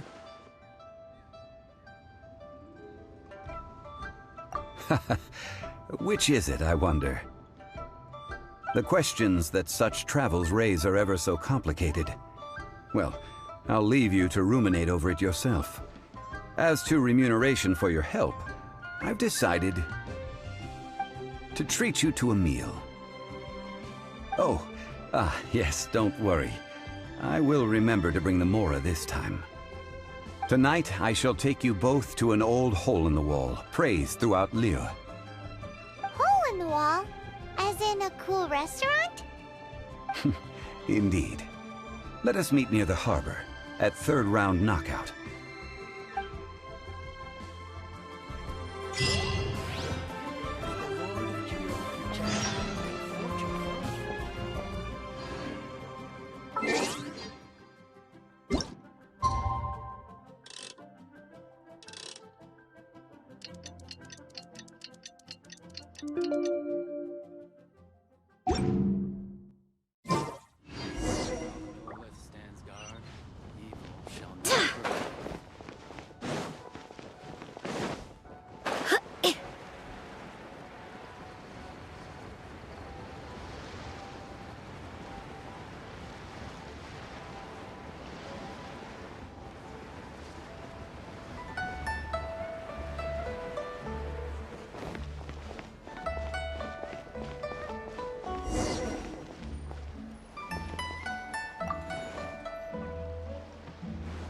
Ah, you're here.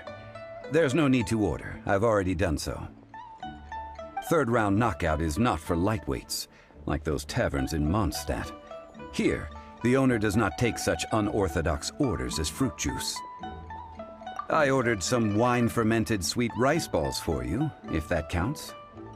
If it is to your liking, dear customers, I shall continue the tale of Lady Ningguang's Jade Chamber. Hey, there's even a storyteller here! Great atmosphere! Besides fine wine, the excellent ambiance is the reason why this place is so well loved. But when I say ambiance, I refer to a different sort from the one the Teyvat travel guide uses to judge other establishments. As you all know, high above the land of Liyue lies a pavilion in the clouds, a palace in the mist. What does it mean to have all-seeing eyes? This, my friends, Lady Ningguang's masterwork that bridges earth and sky. Imagine, the weather is clear, and you gaze down from the deck on the world below. Behold, the glorious sights of Liyue Harbor, stretching out far and wide. They say that when Lady Ningguang ponders important affairs, she retreats to her Jade Chamber with none but her 3 closest confidants in tow. Why brings she these trusted 3 to sift through sources, dig through documents, looking for information? Piece by piece, facts and figures paint a picture on the walls of the chamber. But well before the wall is filled, Lady Ningguang's mind is made up. Having made her call, she has every last document shredded, and whoosh, she scatters the shavings out her window. Ah, look at them, how they billow in the wind like a sudden swirling blizzard. As the fragments fall, traces of text flicker before the eyes of the merchants of Liyue, like ink stains in white snow. The saying goes, the rarest treasures in the land are the words brought by the paper snow. For the words of the Tianquan have the power to move mountains, and all throughout the land know it.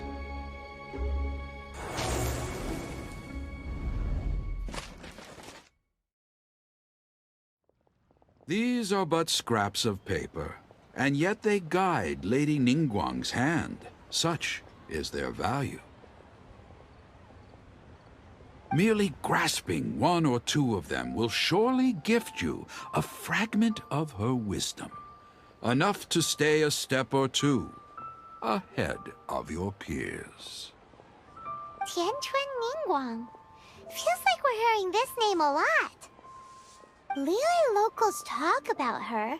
The Fatui hate her. She's most likely the one who hid the Exuvia, and we saw her at the Rite of Descension. Huh. Paimon wonders what sort of person she is. At last I have found you. You who returned from Jueyun Karst. Who's there? Wait, I am not with the Millelith, nor am I here to claim your bounty. However, I am an emissary of the Liyue Qixing. My name is Ganyu, secretary at the Yue High Pavilion, and I have come specifically to meet you. Well, in concrete terms, I am the corporate secretary for the Qixing, At the moment, I am serving as Lady Ningguang's special emissary. Ningguang sent you? We were literally just talking about her. My apologies, you who have returned from Jiayuan Karst. I am duty-bound and cannot extend my courtesy to you in full. But I have with me a letter from Lady Ningguang. She extends a formal invitation to you in her capacity as Tianquan. She invites you to her palace in the sky. An official invitation? Lady Ningguang said this. Invite him to come here. I wish to meet him. At the Jade Chamber, together we shall snip every one of these entwining dark threads.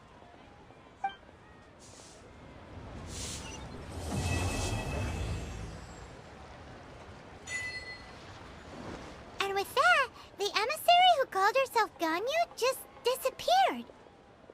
But we've received an invitation from the Liyue Qixing. Paimon still can't believe it. We'll be meeting people that have way more money than Paimon could ever count. We should be on our best manners. An invitation to visit the Jade Chamber is a rare honor indeed. You'd best be on your way now. But don't forget about the rite of parting. Once you've finished at the Jade Chamber, meet me at Dihua Marsh. Don't worry, we won't forget. Dihua Marsh. We'll see you there.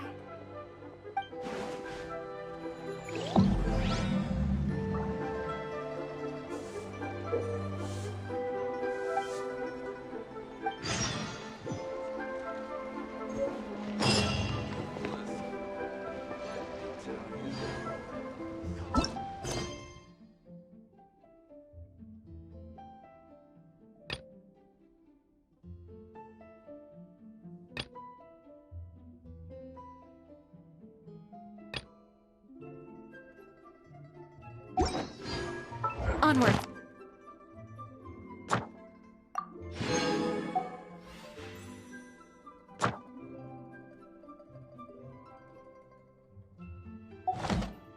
We have work to do. I wonder when I'll be as tall as my big sister.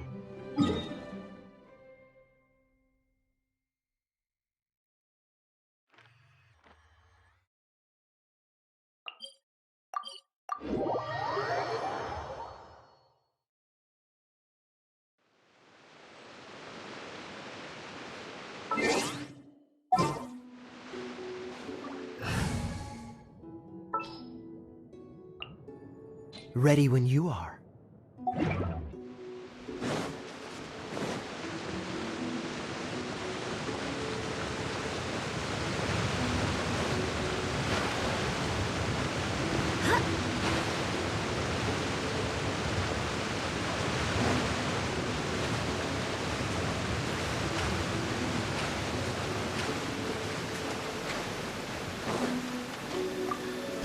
An assassin from our homeland, or a fool who trespasses upon the waters of Chainsa.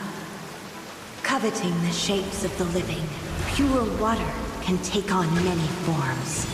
In this way, shall water deliver your punishment.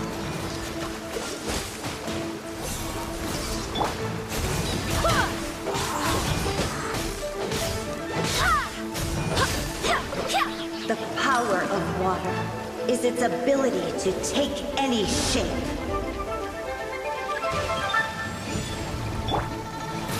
Yep. You're in for You're in for a little shock.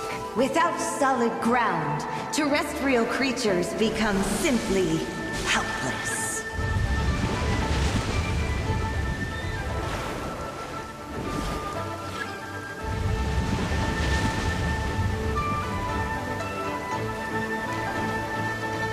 The power of water is its ability to take any shape. You've been a naughty boy.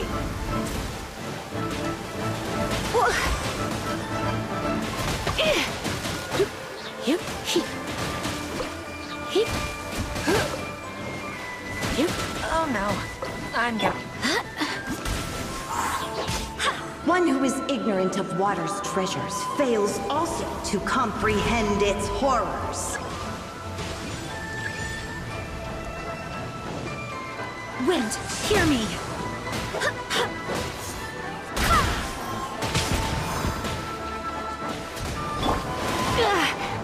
You're in for a little shock.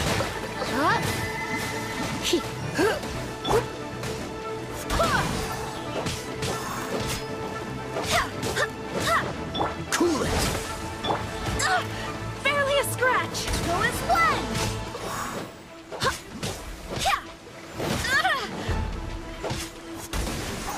Freeze! Come a little closer.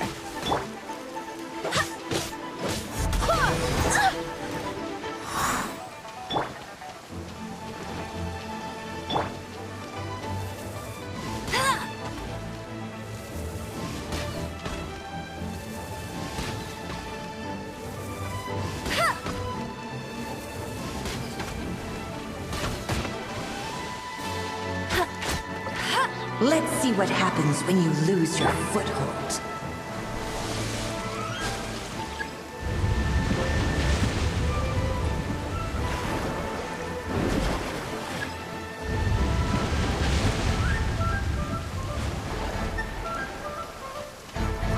The power of water is its ability to take any shape.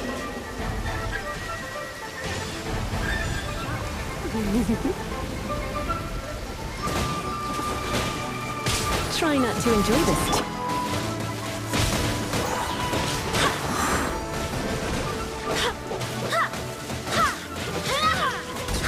As long as rain falls and rivers flow, water will exist forever.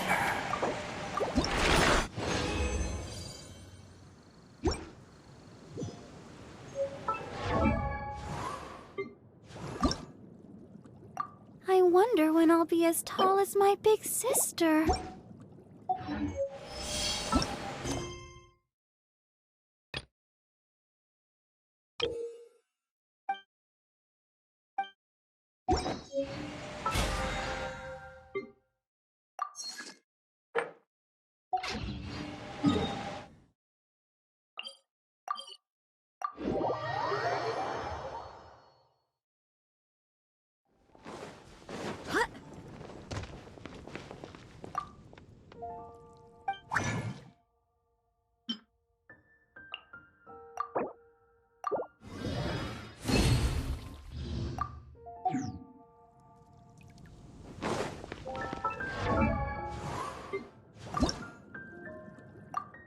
I wonder when I'll be as... Aw.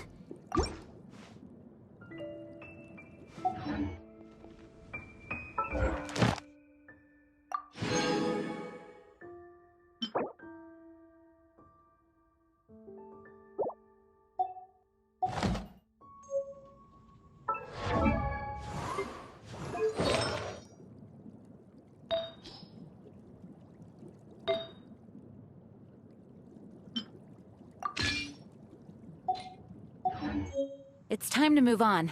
We shouldn't stay here.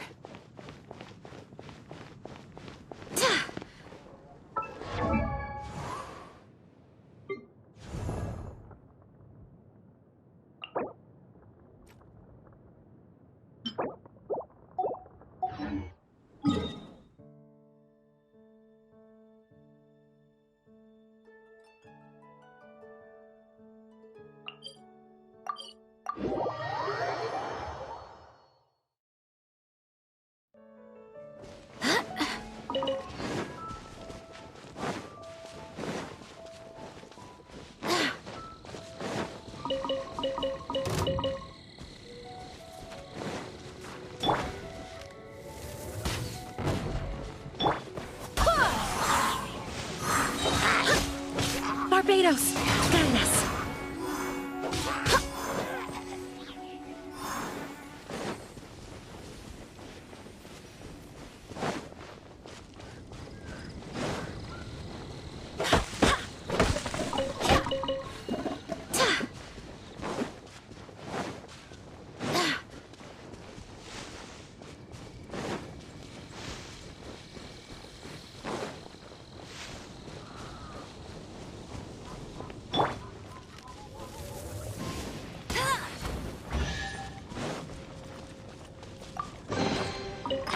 chest is like unwrapping a gift.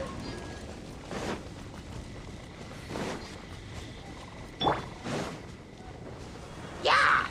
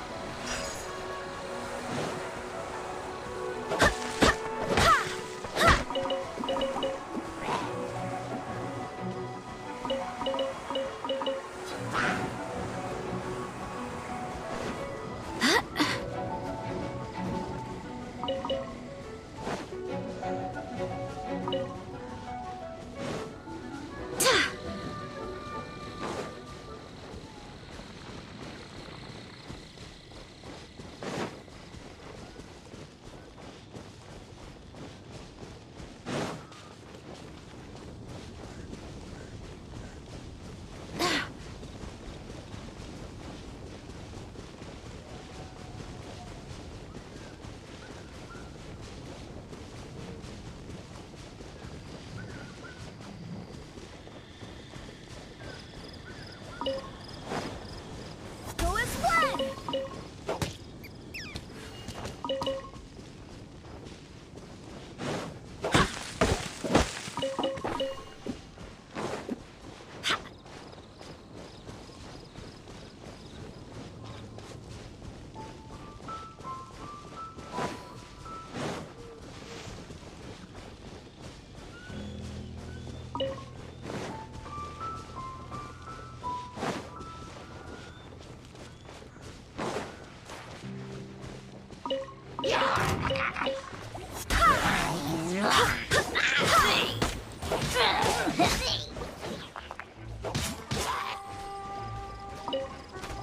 Go as one!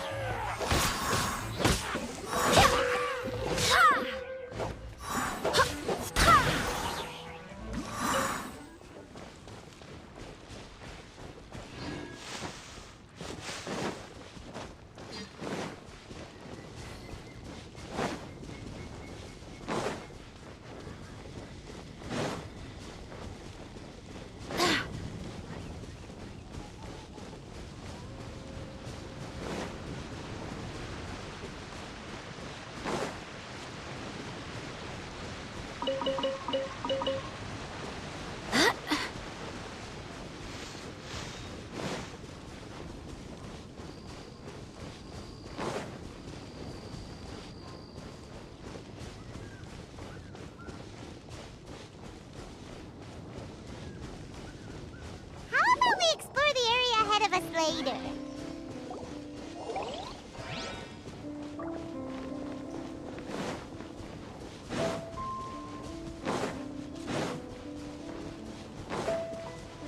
How about we explore the area ahead of us later?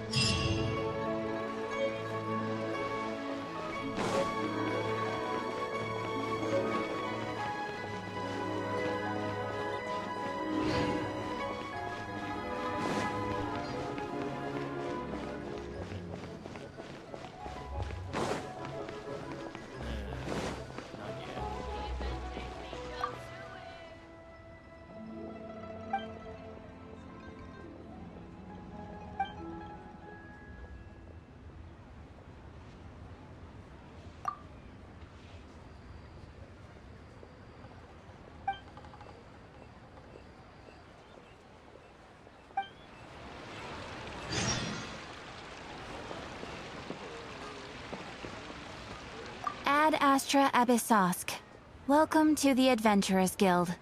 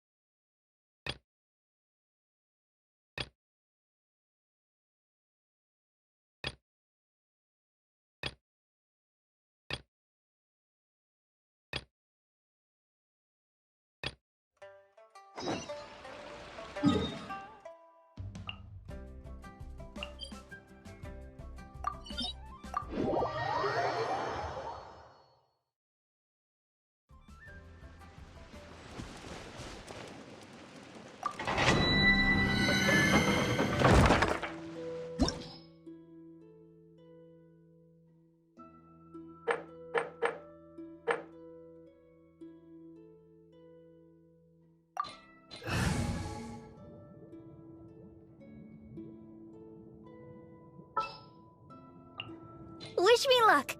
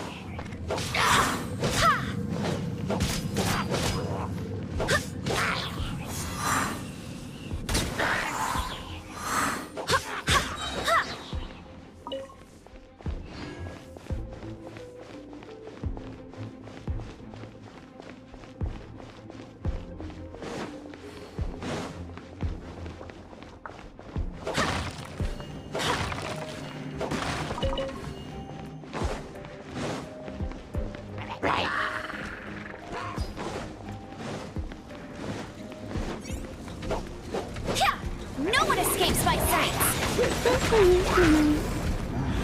Wind, hear me! Oh, so sorry.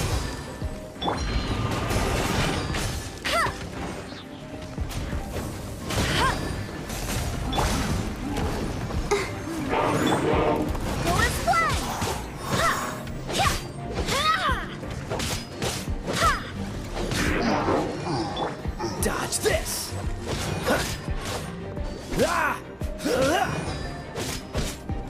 Cool it!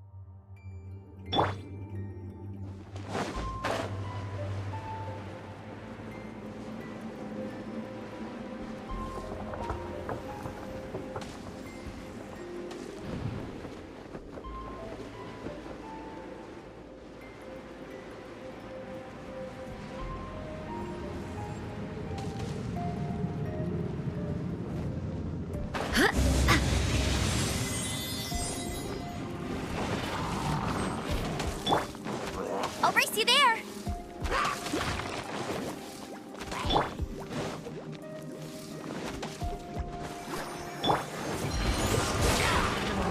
What's the hurry?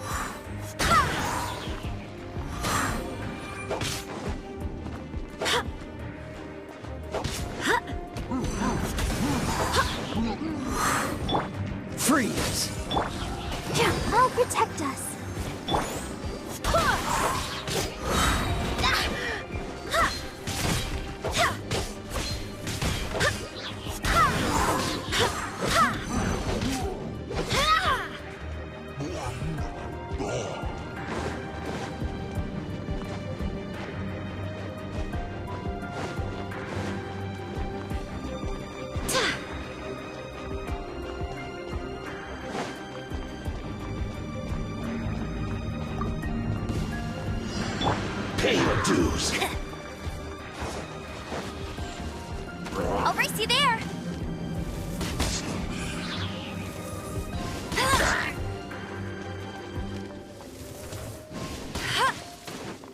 Leaving so soon. This moment will be frozen in time. No escape. Let the show begin. Go as one. Barely a scratch. No escape.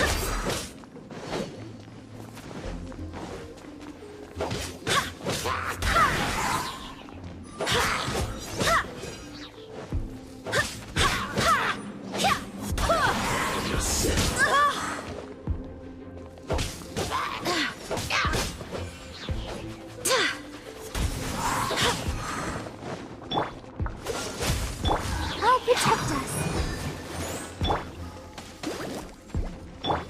Cool it. Go as one.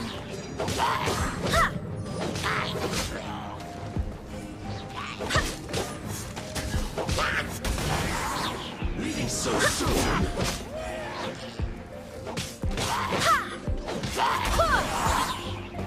I swear by my sword.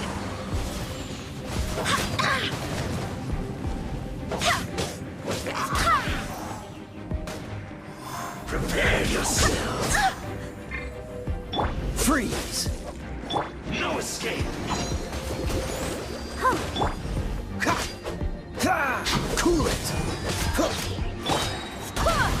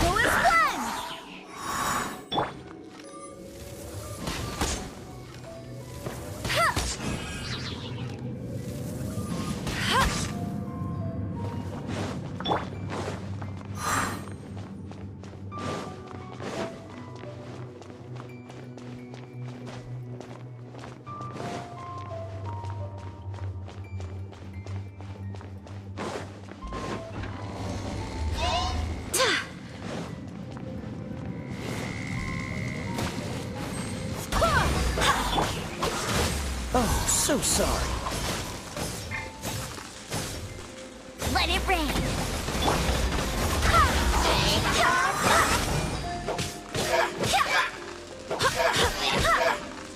Let's dance. Dodge this.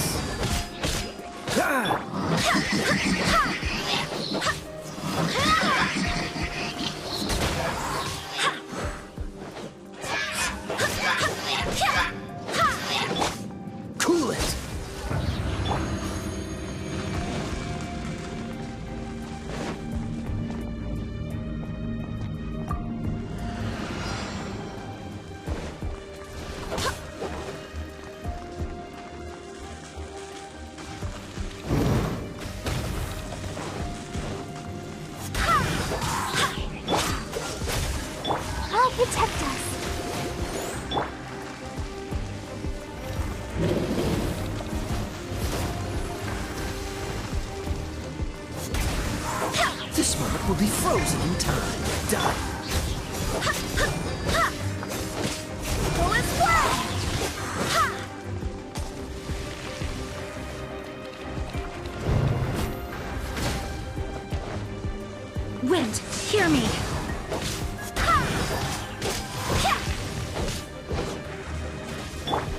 the show begin.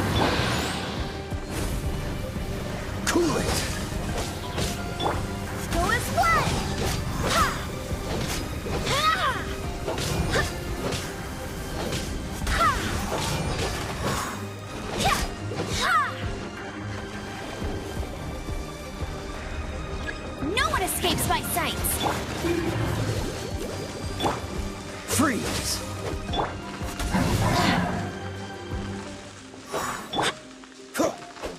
Dodge this! Go as one!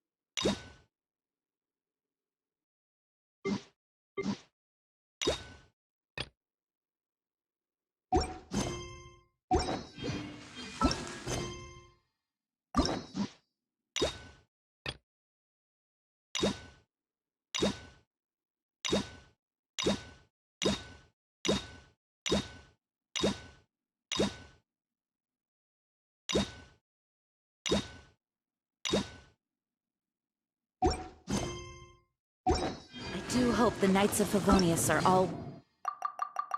working hard.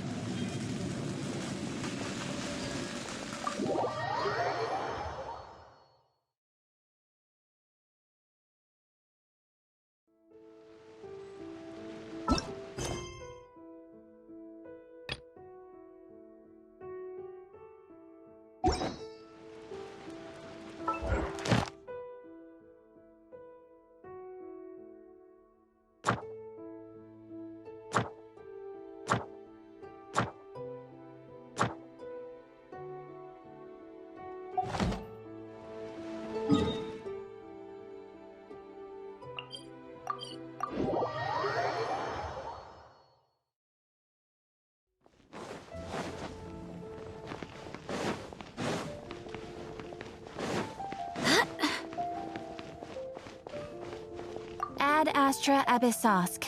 Welcome to the Adventurers Guild.